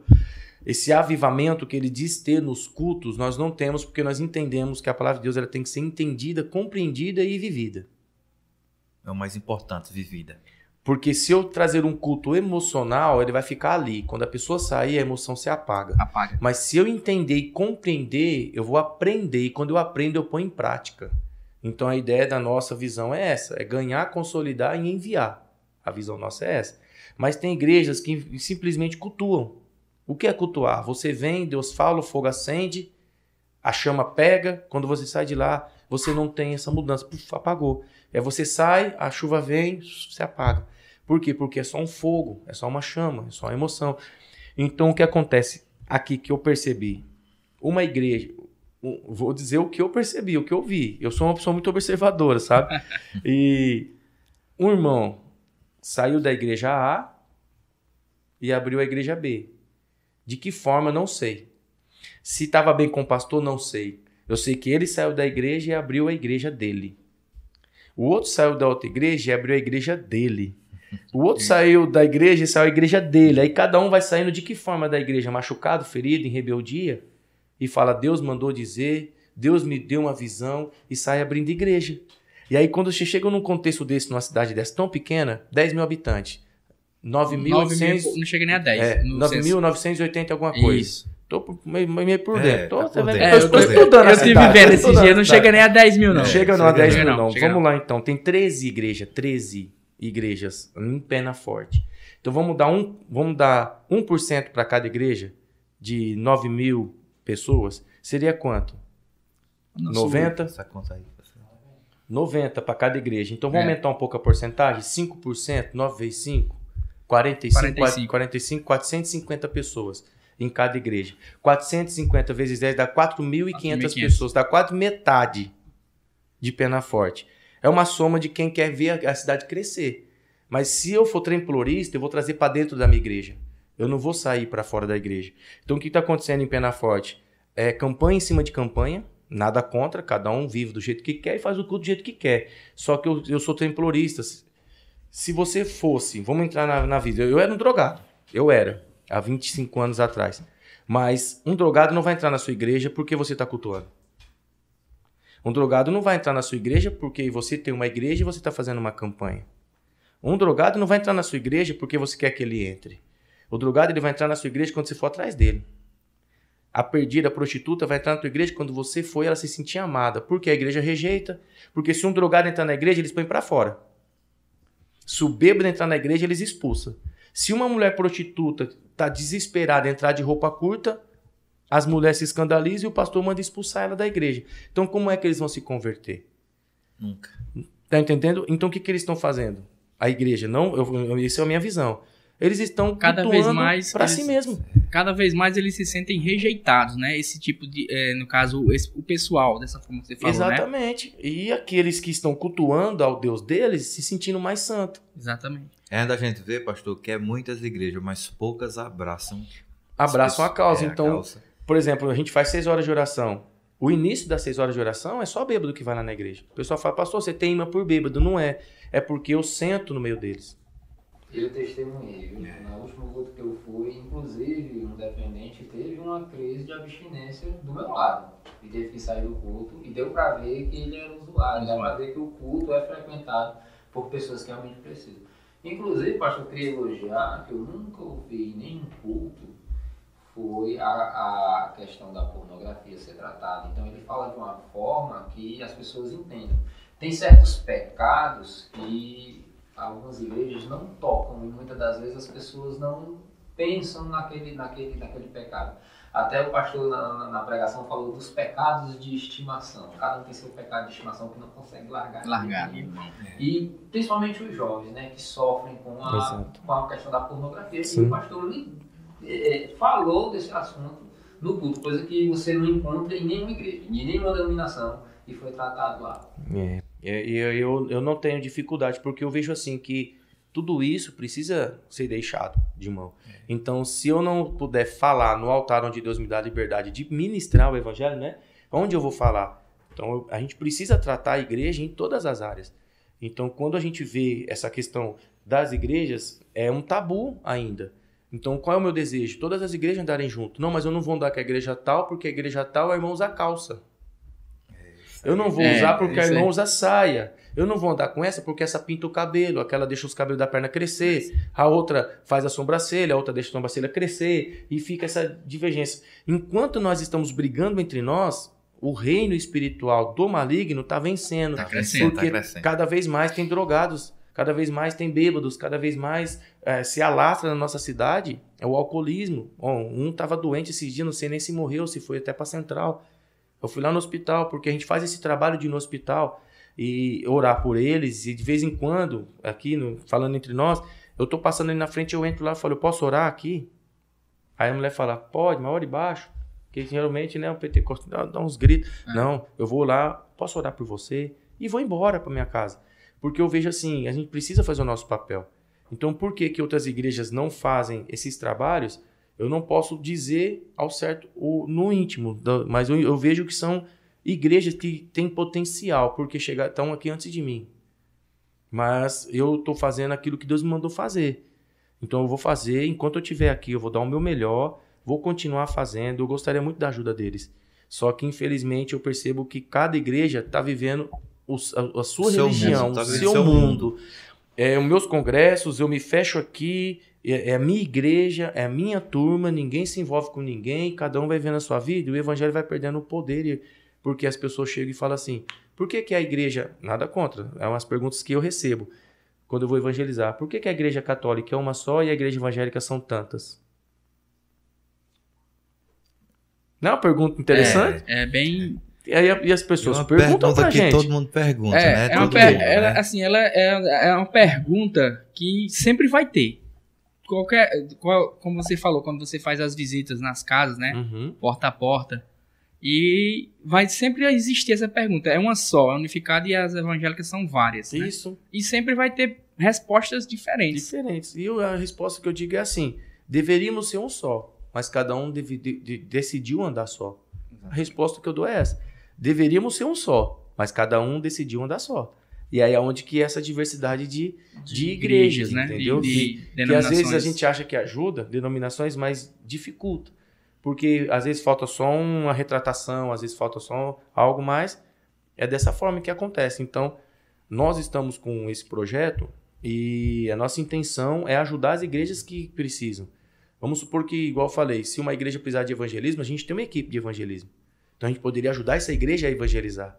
Mas não, porque se você se mistura com outra igreja, parece que Não sei, eu não consegui entender. É como isso. água e óleo, não se mistura, sabe? né? Não Pode se estar no mistura. mesmo ambiente, mas não se mistura. Cria até não uma se mistura. certa rivalidade, né? Isso, que isso Fica eu acho aquele ridículo, clima sabe? Assim, bem- da minha parte, né? Um clima bem estranho, né? Você Uhum. fica assim olhando, como se diz aqui no... Olhando de lado, olhando torto um pro outro, né? Isso, não se cumprimentam na rua, Não. não dá É. a paz do Senhor, não dá graça e paz. Por quê? Aí alguns chegam, pastor, fulano, ciclano, por que essa igreja A, B e C não dá graça e paz? Quando for assim, fique na sua. Dê você. Se não vier, você fez a sua Essa é a parte. sua parte. A Bíblia diz, dê paz quem tem paz, né? Então, se você tem, Você, abençoa. você cumprimentou aquela outra pessoa, não retribuiu, então isso ali não lhe diminuiu em nada, né? Lhe engrandeceu, enalteceu você, né? isso. E não é, eu vou dizer assim, é muito da cidade, viu? É muito do momento. Por quê? Em Milagres, nós pastores lá sentávamos toda semana nas mesas dos pastores para tomar café. Então eu conheci o pastor da Comadesma de Milagres, que é o pastor Cláudio. Conheci o pastor da Assembleia de Deus, que é o pastor Pinheiro, que hoje é o pastor da Assembleia de Deus de Brejo Santo, que o pastor Jonas Salles é o de Milagres, e eu ia para a casa dele tomar café. Então eu conheci o pastor da Montese. Eu conheci todos os pastores e a gente conhecia ali. Por quê? Porque a gente falava, olha, vamos andar junto, vamos tomar café, porque isso protege. Imagina, por que os crentes hoje estão assim e eles vão pulando de igreja em igreja? Lá em Milagres, a gente trabalhava assim, os pastores. Uma ovelha vinha para a minha igreja, da Igreja Assembleia de Deus, do pastor Pinheiro. E eu perguntava, por que você saiu de lá? Porque eu ia perguntar a ela.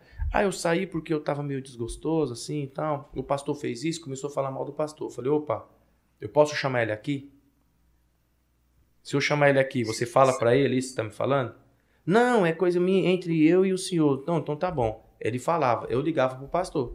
Pastor, a ovelha tal, assim, assim, falou isso procede. Aí ele contava outro lado da história. Eu ia chegar nela e falava, e aí? E aí a gente se protegia de pessoas com maledicência, pessoas que estão para estragar, porque tem pessoas que não querem se converter, só quer o oba-oba do cristianismo. E aí quando essa pessoa chegava, eu defendia o pastor, ele me defendia, cada um se defendia, e aí a gente conseguia tratar as ovelhas, porque tem ovelha que não quer ser tratada. Tem pessoas que saem quando o pastor, porque tem aquele amigo pastor, eu sou seu amigo, mas depois quando eu fosse me tornar pastor, aí nós vamos começar a ter desavença. Aí o pastor era amigo, aí o pastor passou a ser pastor, ela saiu da igreja brava porque o pastor estava tratando ela. Então ela veio para a minha igreja para não ser tratada. Então quando eu defendo o pastor e me defendo, ela volta para lá e é tratada. Então é isso que está faltando aqui em nós, Pena Forte. Nós nos unirmos para tratar as ovelhas. Porque se ela chegar falando mal de um pastor para mim, lá na igreja, eu não permito. Eu não permito. Porque isso vem de mim. Porque se eu der ouvido a ela, ela conseguiu ver em mim liberdade para falar mal de alguém. Porque se alguém chega em você para falar mal de alguém, isso está mais ligado a quem você é do que a pessoa que está falando. Porque a pessoa vai falar mal para você, se você der ouvido, é porque ela tem a liberdade de falar. Então ela já tem a liberdade de maldizer as pessoas para você. Então fala mais de quem ouve do que de quem fala. Entendeu? Pastor, também me disseram que o senhor também não gosta de falar. Sim. Mas o senhor é um cara muito humilde, a gente dá para ver nisso. E falaram também que o senhor se sente mais à vontade, não se sente muito à vontade de ser ajudado. E o senhor prefere mais ajudar o próximo. E se sente muito desconfortável quando tentam ajudar o senhor. É isso? Eu tenho uma cultura, foi meu pai e minha mãe que me estragou. Eu não sei se estragou, porque nessas horas a gente precisa de muita ajuda. E eu sofro com isso, né? Se há algo assim positivo nisso, tô tentando achar. Mas é uma qualidade, viu? Amém. Porque às vezes as pessoas falam, não, pastor, você tem que pedir mais ajuda. Tal. Falei, se for para os outros, eu tenho uma facilidade para pedir para os outros. Meu Deus, mas quando é para mim, eu travo. Se acanha, né? Eu me acanho, eu travo. E tem pessoas que me ajudam porque já conhecem o meu jeito e falam, pastor, que eu sei que se não for assim, você não recebe, você não ajuda, não recebe essa ajuda, porque eu entendo que meu pai me ensinou muito assim, de ser independente, de correr atrás de tudo isso. Então eu estou trabalhando isso em mim. Tanto para eu ser pastor integral, hoje, deu muito trabalho, porque eu sempre trabalhei. Então eu sempre quis ser bivocacional, é o nome dado. Trabalhar e ser pastor. Só que se você quiser fazer um trabalho com qualidade, você tem que se doar por inteiro. Se você quer um negócio bem feito, você tem que pôr a alma, o espírito, o coração, tudo naquilo que você está fazendo. Aí eu conversei com a minha esposa falou, vamos. Eu fui. Então hoje eu tenho essa dificuldade de pedir para mim, né? E sabe por quê? Eu tenho vivido experiências assim, maravilhosas. Uma delas, dá tempo de eu falar dessa experiência? Dá sim. Pronto. Porque eu não sei o horário, né? Às vezes. Fica à vontade. Mas eu tô bem à vontade. O que acontece? Eu ajudava uma casa de recuperação. E essa casa de recuperação que eu ajudava era no sentido de visitas, né?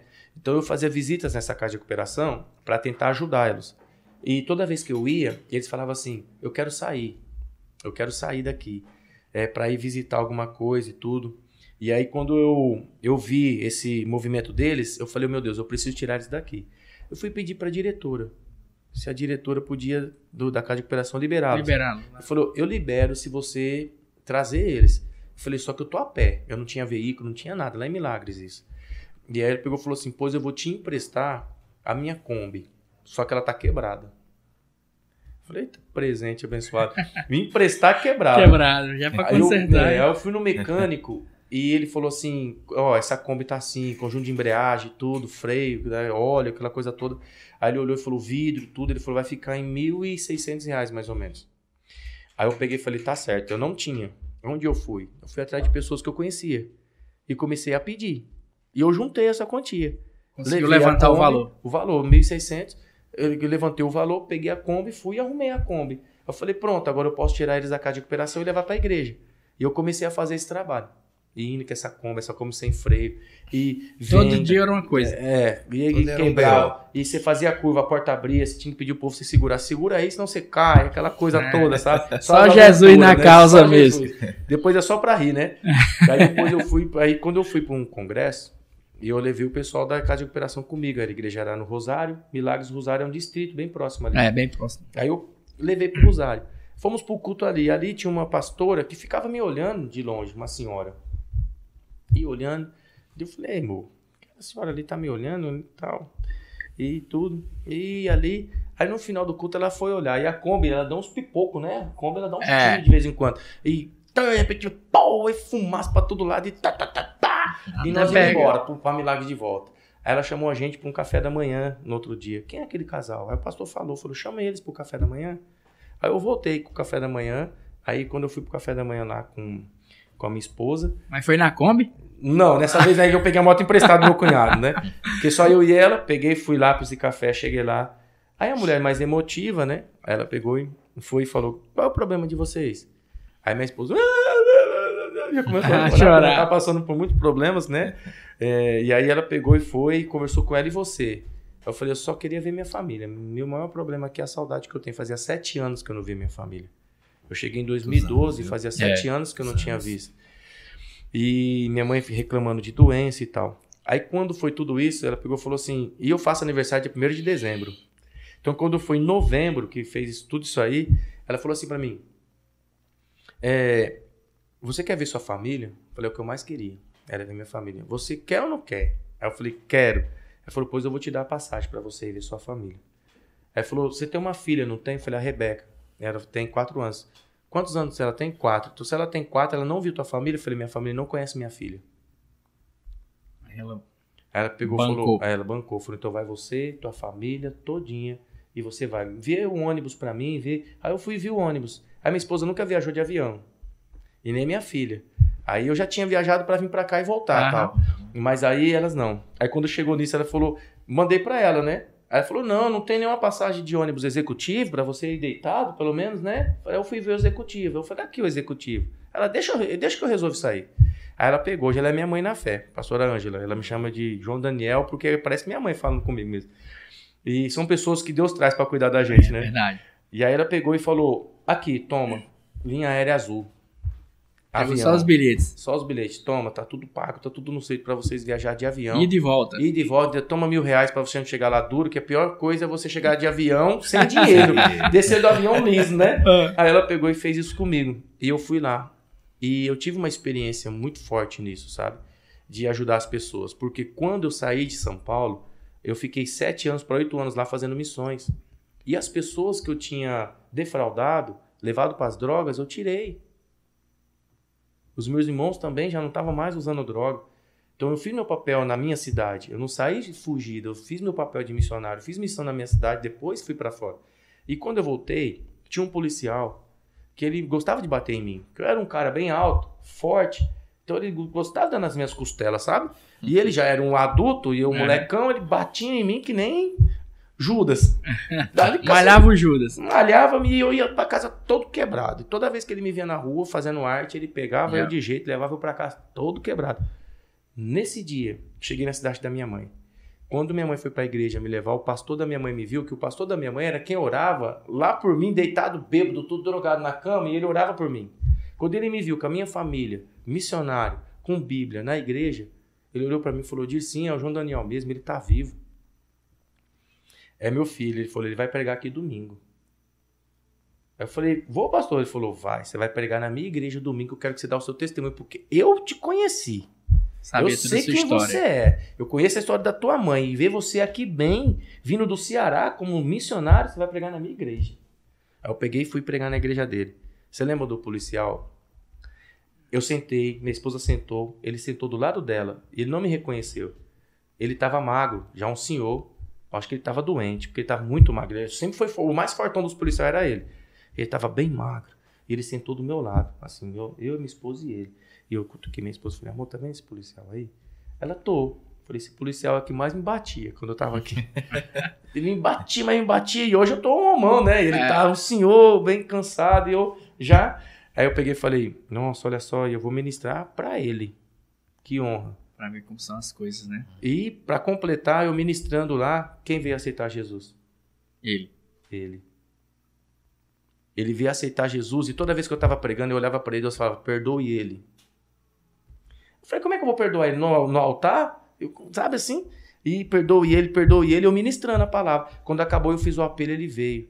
Aí quando ele veio, eu fui orar. Quando eu fui orar por ele, ele me abraçou. Aí ele te reconheceu. Me reconheceu. Porque eu dei meu testemunho um pouco, que o pessoal conhecer. E aí quando eu falei com ele assim, ele me abraçou. Quando ele me abraçou, ele falou assim, meu Deus, sabe o que me fez vir aceitar Jesus? É ver a sua mudança de vida. Ele frequentava a igreja, mas ainda não tinha aceitado a Jesus. Tinha aceitado ainda. E que ele falou que me fez aceitar Jesus foi o que ele viu. Ele me conhecia, ele me tirou de lugares, eu fiz muitas coisas. Então, quando ele viu, e eu falei, eu te perdoo. Aí ele começou a chorar.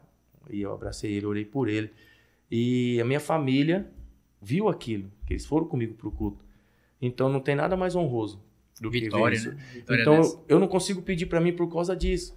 Porque eu vejo que quando eu faço para os outros, eu sou muito mais abençoado.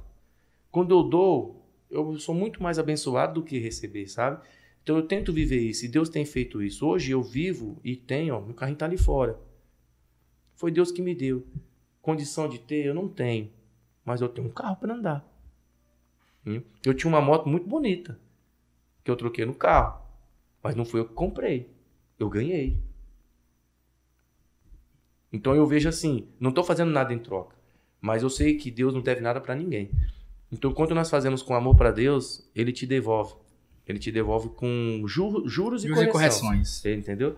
Então, é por isso que eu não peço para mim, eu peço para os outros. E automaticamente Deus usa pessoas para cuidar da minha vida. Dobro, né? Não é verdade? É assim que Deus faz. Deus As coisas de Deus são maravilhosas, né? Eu não tenho o que revogar. Eu amo Pena Forte. Tanto que tô aí, né, para receber o título de Cidadão Pena Forte, né? Fiquei muito orgulhoso e ao mesmo tempo fiquei assim, poxa, tem tantas pessoas que fazem tanto, né? Mas aprove a Deus que seja a nós e que isso seja algo correspondente àquilo que a gente tá fazendo, sabe? Mas assim, lutando. Se você foi indicado a receber o título, é porque você faz jus a ele, né? Pelo trabalho que você vem executando aqui, o reconhecimento que a população de Pena Forte tá tendo para com você, né? Pelo tempo que você tá aqui, que são 5 anos? Não, são 2 anos e 8 meses. 2 anos e 8 meses, né? Bem, para ser bem exato. 2 anos e 8 meses, pois é. Então, pouco tempo, quanto você já mostrou aqui na comunidade para que você veja, né? O projeto, o seu legado, você tá deixando. O legado. Isso, né? Hoje a gente tá com um prédio comprado aqui na Portelinha para reformar. E a gente tá com esse trabalho que a gente fez até hoje. Até coloquei nos meus status ali algumas fotos das crianças. Porque e lá perto da igreja, nessa quadra do lado, tem um balé. A gente alugou de Google aquele prédio. A gente alugou dele e a gente paga ele todo mês para ali ter balé. Aí eu consegui capoeira agora, aí vai ter capoeira. E aí eu só não consegui o jiu-jitsu porque o professor de jiu-jitsu ele quer R$900 mês, então fica difícil pra gente no momento. Mas o que eu quero? Uma oficina semanal, para que de segunda a sábado as crianças tenham ocupação. Então quem estudar de manhã vai fazer o projeto à tarde. Quem estudar à tarde vai fazer o projeto de manhã. Então a minha intenção é que acompanhe a escola e seja tudo gratuito. Não quero cobrar nada das crianças. Aí a gente tem um recurso que a gente recebe do Goaction, que tem nos ajudado muito, que é o pastor Jonathan, que o pai dele foi por onde eu vim. Então ele nos ajuda com um recurso financeiro mensal para a gente comprar comida para eles. Então depois do balé tem um lanche para eles com comida. Depois do projeto. A capoeira vai começar, que é o futuro, né? No caso, em execução só temos o balé. É um projeto de ressocialização e de discipulado infantil, que é de terça-feira. E o balé de sábado. Então, por enquanto, tem esses dois e os polis esportivos, que é de manhã lá no Habitat e à tarde no Joaquim Pereira. De manhã pega o pessoal da Vila Garrancho e à tarde pega o pessoal da Portelinha, do Alto Cheiroso e do centro ali, da Vila Garrancho. Quem quiser ir, pode ir. É gratuito também. Então tem poliesportivo, balé, ressocialização e agora no prédio aqui da Portelinha a gente vai fazer reforço escolar. A gente vai fazer Escola do Amor. O que é a Escola do Amor? É pegar aquelas pessoas que são analfabetas, que não lê, que já tem a idade avançada, para aprender a ler, para voltar a ler. Alfabetizá-los com professores que vão ser voluntários no projeto. Entendeu? Então a gente está com essa visão. Muito bem. Como a gente está vendo aqui, a quem está nos assistindo, quem quiser ajudar, né, também os projetos, né, da igreja, né? Fala com quem? Pronto, nós temos assim, como eu sou o que fundou o projeto, então eu sou o diretor, sou enfrentante, sou aquele que... Minha esposa é a planejadora. E você é quem executa. Eu executo, exatamente. Então, quem quiser, nos procure, para nos ajudar com esse projeto. Pode falar aí também, seu Instagram, exatamente. Pode deixar seu contato. O Instagram é idpregai. O meu Instagram é esse, @idpregai. E o meu Instagram é pr.j_Daniel. Então você pode me buscar no meu Instagram, no meu pessoal. Você pode também entrar no Instagram do projeto para poder estar somando e ajudando com o nosso projeto, para que a gente possa alcançar mais vidas. Né? A gente está com um projeto que é a ação social, que é o Atos de Justiça. Nós estamos reformando a casa de uma irmã. E eu já tenho geladeira, fogão, guarda-roupa, televisão, que é a cereja do bolo, e um painel, que eu ganhei também um painel, que a gente vai pôr o painel e a televisão fechou, pronto. Para poder ficar bonito. Então eu tenho fogão de 6 bocas, ganhei cimento, 6 sacos de cimento. O que a gente quer fazer? A gente quer reformar a casa dela toda, porque a casa dela precisa de reforma. Então quando a gente foi visitar ela, eu não consigo ver algo e não fazer nada. Então quando eu fui visitar a casa dela, ela ainda estava sem saneamento. Na hora que eu vi aquilo, eu falei, meu Deus, irmã, como é que você vai para a igreja e cultua desse jeito? Porque se você vê ela adorando, você fala, eu não tenho nada. Ela chora, ela levanta a mão, e você vai falar com ela, fala, Deus é maravilhoso. A boca dela só escuta isso, Deus é maravilhoso, Deus é bom. Quando eu fui visitar a irmã, a casa da irmã, meu Deus, eu chorei. Porque eu sou chorão. Eu já me controlei umas 4 vezes já. Até eu tô emocionado. Eu tô vendo aqui que você tá se emocionando também, uns pontos aqui. Quando eu entrei na casa dela, eu falei, quem dorme aqui? Ela falou, meus filhos, são 2 grandes. Uma cama de solteirão. Solteirão box. Nos tijolos. Não vou falar o nome, mas só vou falar. E eu entrei. Aí eu entrei no quarto. Uma cama box.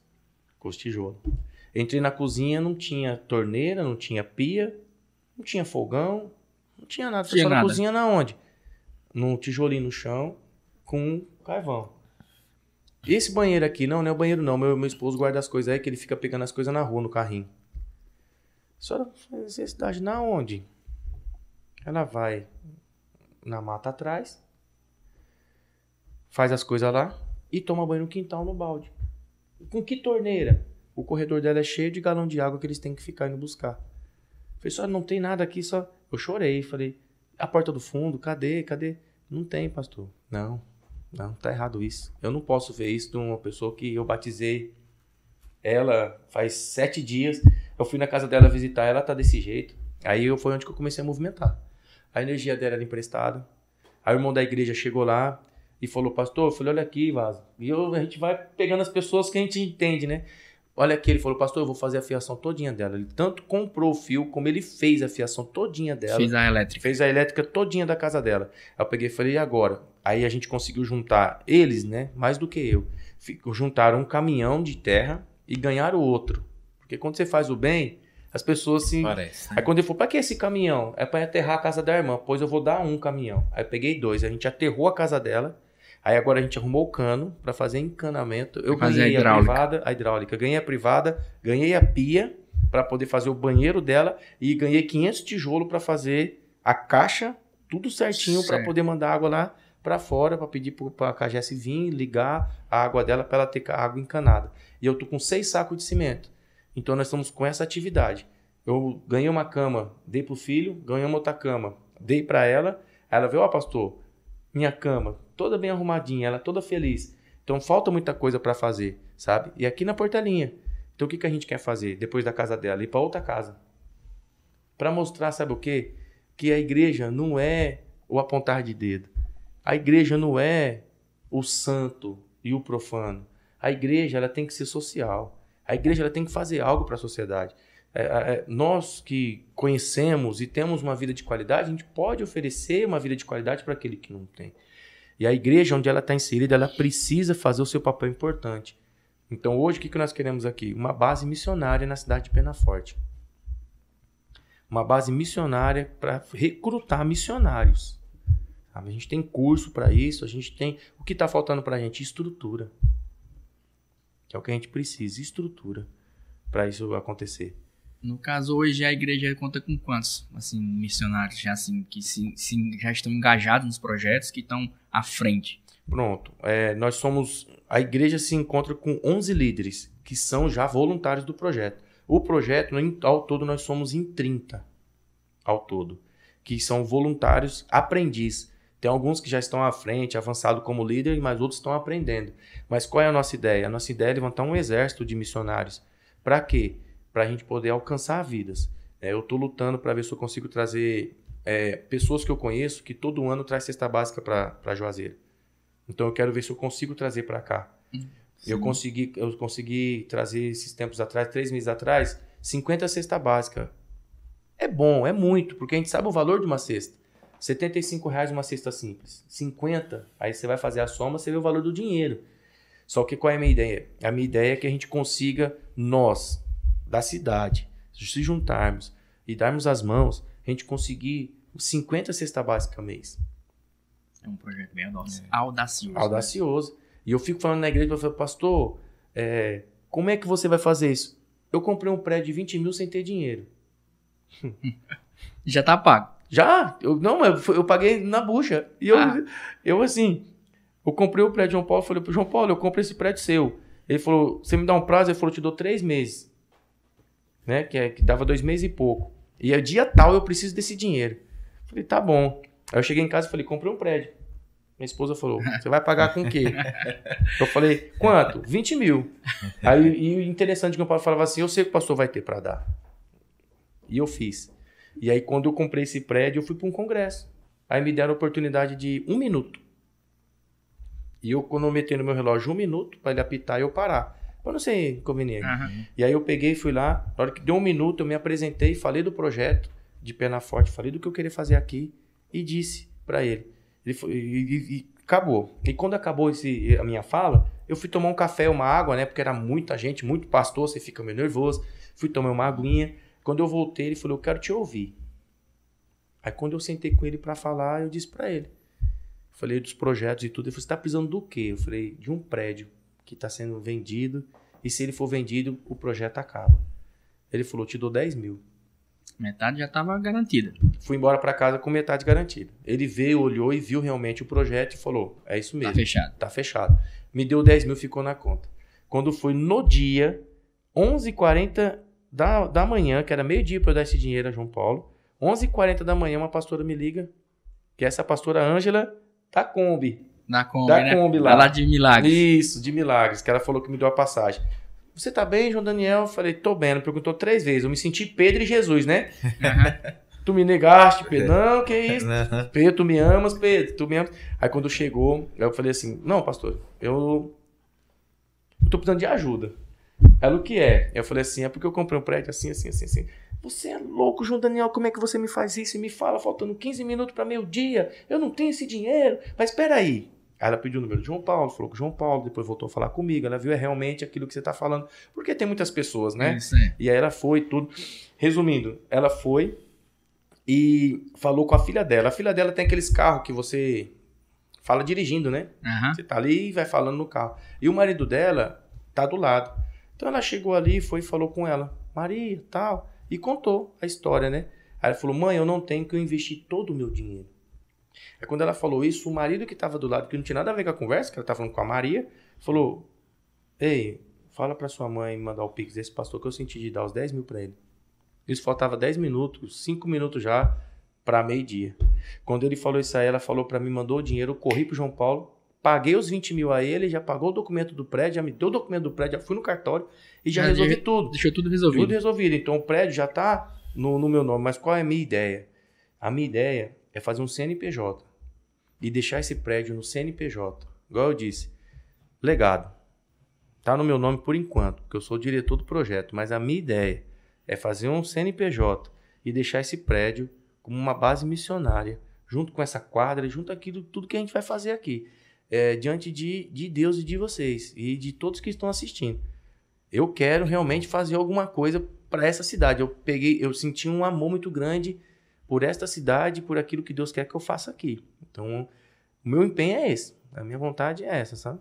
Exatamente. Seu legado é para deixar esse prédio, deixar alguma coisa que dê continuidade. Continue com o projeto. Isso, exatamente. Continuidade. Muito bem, muito bem. E aí, Zé Carlos, como é que tá? Você tem mais alguma pergunta para a gente falar com o Daniel? E se alguém quiser ir na igreja Peniel? Isso, aí que eu ia perguntar. Pronto, o endereço da Peniel, você pode passar o endereço, a localização? A Peniel... Antes, cortando o pastor um instantinho, antes de senhor falar o endereço, também quem queira ajudar, né? Esses projetos que vocês estão à frente, tipo esse da Casa da Irmã, como é que faz, né? Pronto, esse projeto, nós não queremos que seja diretamente a nós. O que a gente quer? Recurso. Nós não estamos querendo o dinheiro, nós queremos o recurso.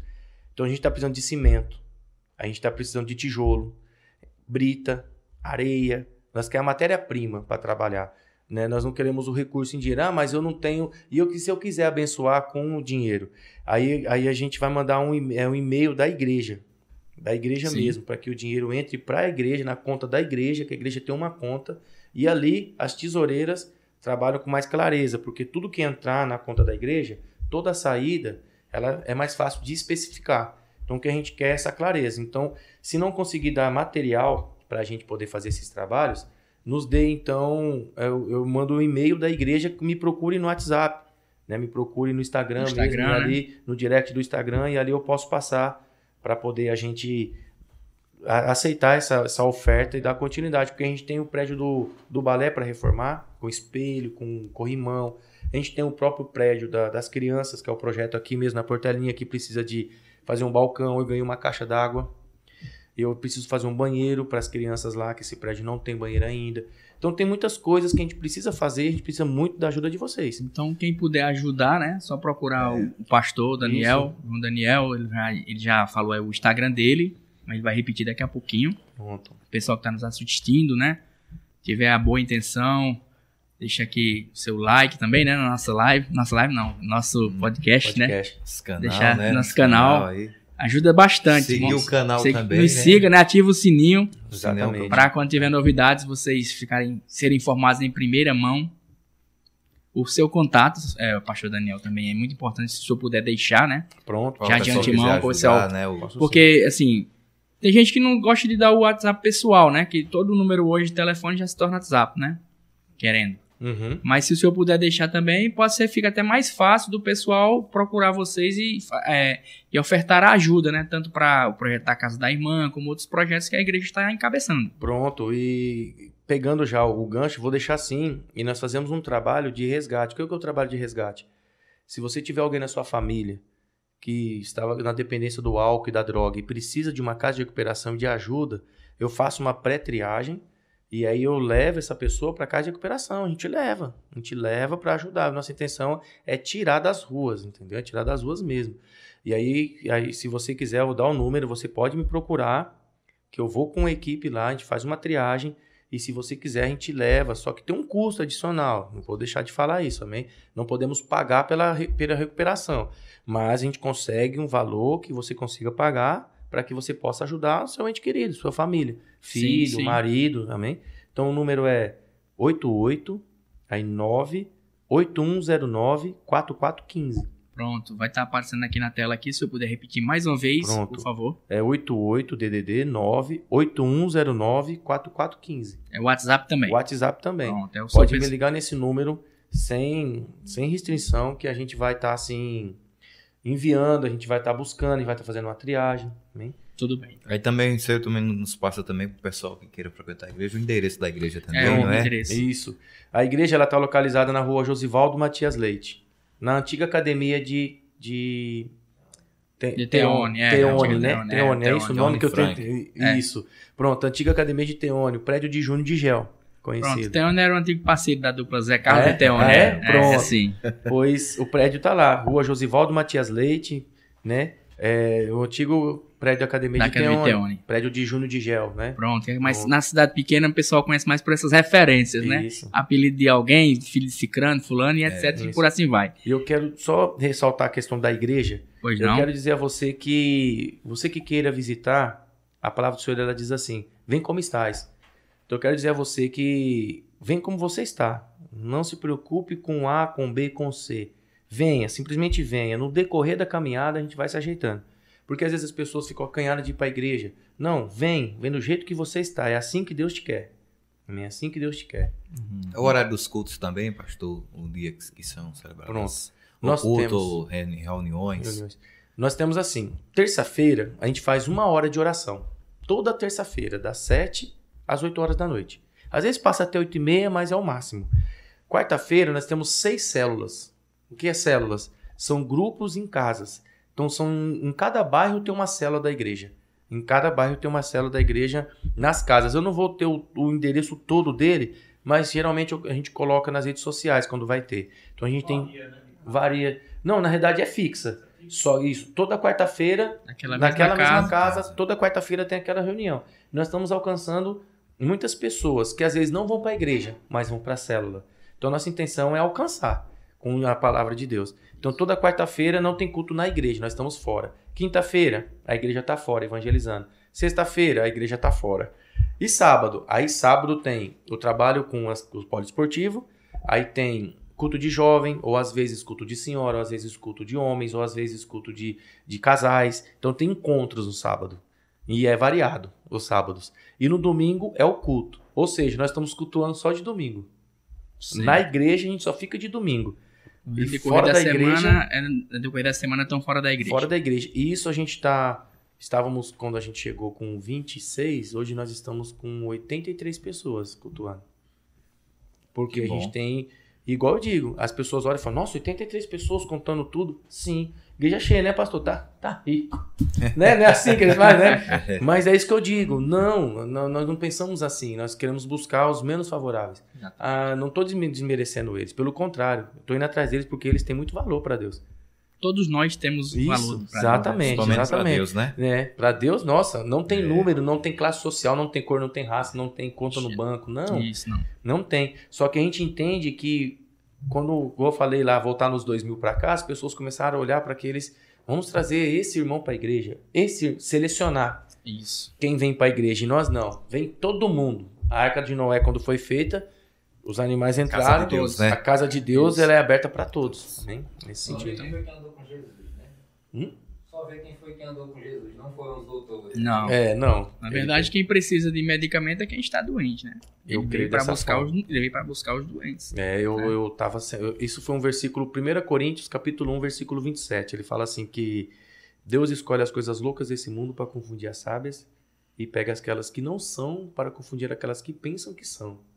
1 Coríntios 1, 27. E um cara falou para mim, eu tava muito doido, sentado na calçada, que foi aonde que eu comecei a ter esses, sabe? De buscar o Senhor. Ele falou impulso, isso pra né? mim. Isso. Por quê? Porque eu saía pedindo dinheiro pra usar droga. Um dos testemunhos lá atrás, voltando um pouco. Eu falava que era pra ônibus. Igual o pessoal fala que é pra pastel, pra isso, comida, pra lanche, e vai beber. Eu fazia isso. E aí, é sério, pastor, é sério. Um dia eu desci do altar, um irmão chegou em mim, apontou pra mim e falou: para de mentir. Você não precisa mentir para as pessoas aceitar Jesus. Fiquei mal, fui pra casa. E eu chorando ali com a minha esposa, porque eu fui pra casa, eu vou e eu oro, eu choro. Eu falei: meu Deus, mentir. Por que ele fez isso? A minha esposa, muito usada por Deus, falou assim: sabe por quê, amor? Porque ele não consegue ver em você essa pessoa que você falava que era. Não enxerga. Ele não enxerga, ele olha pra você e fala: eu duvido um homem que prega, que eu sinto a presença de Deus, ser tudo isso que ele falou que era. Então era uma pessoa religiosa que não entendeu a mudança, a metanoia que houve na minha mente, né? Então quando ela falou isso pra mim, me alegrou, porque de fato, se ele não vê mais isso em mim, é porque realmente eu já não sou mais. Então, quando eu tava ali sentado, ele veio e eu fui pedindo dinheiro, o cara falou pra mim: Deus tem algo pra você. Deus tem algo maravilhoso pra você, quer usar a sua vida pra ganhar almas pra ele. 3 pessoas que eu pedi dinheiro falou isso pra mim. Eu falei: pra mim tá bom. Já deu, não quero mais usar. Eu falei: Senhor, se o Senhor tem algo pra mim, me ajuda que eu tô com fome. Se o Senhor me ajudar, eu vou comer um lanche e eu vou buscar ajuda. Porque é uma mistura do testemunho lá com esse. Eu andando diante do Senhor, R$5. Pode parecer palhaçada, R$5. Eu peguei esses R$5 e fui comer um x-salada. E eu pedi um copo d'água. Eu comi o x-salada bebendo com água para não... Porque eu tava com muita fome. E eu comi esse x-salada e bebi água. Quando eu acabei, ele chorando. A mulher: o que foi? Eu nada, porque ela não entendia nada. Não adianta eu explicar. Igual esse testemunho que eu falei. Acredite quem realmente entender, que tem que acreditar, porque é algo bem fora do comum. E aí quando eu comi ali chorando, eu falei: pronto, preciso de ajuda. Então, Deus, ele é um Deus que quer ajudar. Mas ele quer usar a mim, quer usar vocês, quer usar esse podcast, quer usar toda essa conversa, porque a gente acha que não, mas uma conversa dessa, para uma pessoa que está precisando, é um chá de ânimo. Amém? Verdade. Então, esse é o Com nosso certeza, Deus. né? Então, vamos encerrando por aqui. Tem mais alguma coisa, Zé? Não, só agradecer. Amigo Zé Carlos, né? Só agradecer aqui a presença do pastor amigo Pastor Daniel, Daniel, pelas Zé palavras, Carlos. pelo testemunho de vida dele, que com certeza vai tocar muito jovem que está precisando de uma palavra. Esse jovem que está em casa, vai assistir esse podcast, que Precisando procura de Deus, a igreja. né? Se encontrar com Deus, que é o principal, né? Isso, e a gente faz visitas, né? A gente tem essa agenda de visitas, que às vezes a pessoa precisa de uma oração na casa dela, a gente vai até ela, né? A gente tem, eu e minha esposa, a gente tem uma agenda de visita semanal bem boa, sabe? Às vezes a gente faz 2 durante o dia, às vezes só dá uma porque é muito tempo, mas a gente tem visitado muitas casas. No encerramento do pastor, eu gostaria de pedir que ele definisse para ele o que é Jesus. É uma razão de fé. Essa foi forte, hein? É bênção. Para mim, Jesus, ele não é somente, né? Porque a gente sabe que ele é o único e suficiente Salvador. A Bíblia diz isso. Mas para mim, ele é um ícone de perfeição. É um homem que, para mim, porque Jesus, ele hoje está glorificado, mas ele veio como homem. Então, para mim, ele é um homem perfeito. Hebreus 4,15 diz que em tudo ele foi tentado, porém sem pecado. Então, para mim, Jesus, ele é entrega. Para mim, Jesus, ele é tudo. Eu não sou nada sem Jesus. É como Paulo diz, e eu sempre trago para mim. Eu resumo assim: viver para mim é Cristo. Morrer para mim é lucro. Então, se eu morrer hoje em Cristo, eu sei para onde eu vou. Então, Cristo, ele não é somente a verdade e a vida e o caminho. Cristo, ele é uma entrega. Cristo é uma novidade de vida. Cristo, para mim, ele é se tem algo que me impulsiona, é Jesus. Jesus, para mim, ele é tudo. Ele vem à frente da minha família, ele vem à frente da minha mãe, ele vem à frente da minha esposa, ele vem à frente de todos. Sabe por quê? Porque se não fosse Jesus, eu não estaria aqui. Eu não seria um bom pai, eu não seria um bom esposo e muito menos um bom filho. Então eu coloco ele à frente porque quando todo mundo me abandonou, só ele me abraçou. Então para mim Jesus muito forte. Então Jesus para mim é tudo. E eu vivo para Ele. Por isso que eu falo no fundo do meu coração. Eu gosto de pedir para os outros porque eu me espelho nele. Eu tenho um pai muito exemplar, assim, como um homem, caráter, paga as contas em dia. Eu tenho um vô que me ensinou muita coisa. Mas se for para falar quem é o seu exemplo de vida, é Jesus. Eu tento olhar para Ele e fazer segundo aquilo. Em meu lugar, o que fazia Jesus? É uma pergunta que às vezes eu faço, sabe? Então, para mim, Ele é tudo. Para mim, é o meu único e suficiente Salvador. Para mim, é a minha vida. Muito bem, né? Bom, então, mais uma vez, agradecer, né? Agradecer ao pastor Daniel, que Deus abençoe. Amém. Sua igreja, sua caminhada. Muito obrigado pelas palavras. Isso, eu que agradeço. Novamente, quem sabe é uma próxima visita, né? Vamos voltar. Vamos temas. Trazer a esposa dele para falar sobre romance. Apresentar, fazer uma conversa mais em outro nível, né? Isso. Então a gente vai, pessoal, agradecendo a você que está nos assistindo. Vamos aqui encerrando o nosso podcast de hoje, nosso Arricast. A gente teve a honra de receber o nosso amigo aqui, João Daniel. Eu e Zé Carlos nos sentimos muito honrados pelo nosso primeiro podcast, né? Que seja de muitos. Graças a Deus. Obrigado aí a todos. E não esqueça, deixa o like, que nos ajuda bastante. Ativa o sininho para receber as notificações Segue quando tiver canal. um novo vídeo lá no canal, beleza? Então a gente vai ficando por aqui. Um forte abraço. Arricast. Arricast. Arricast.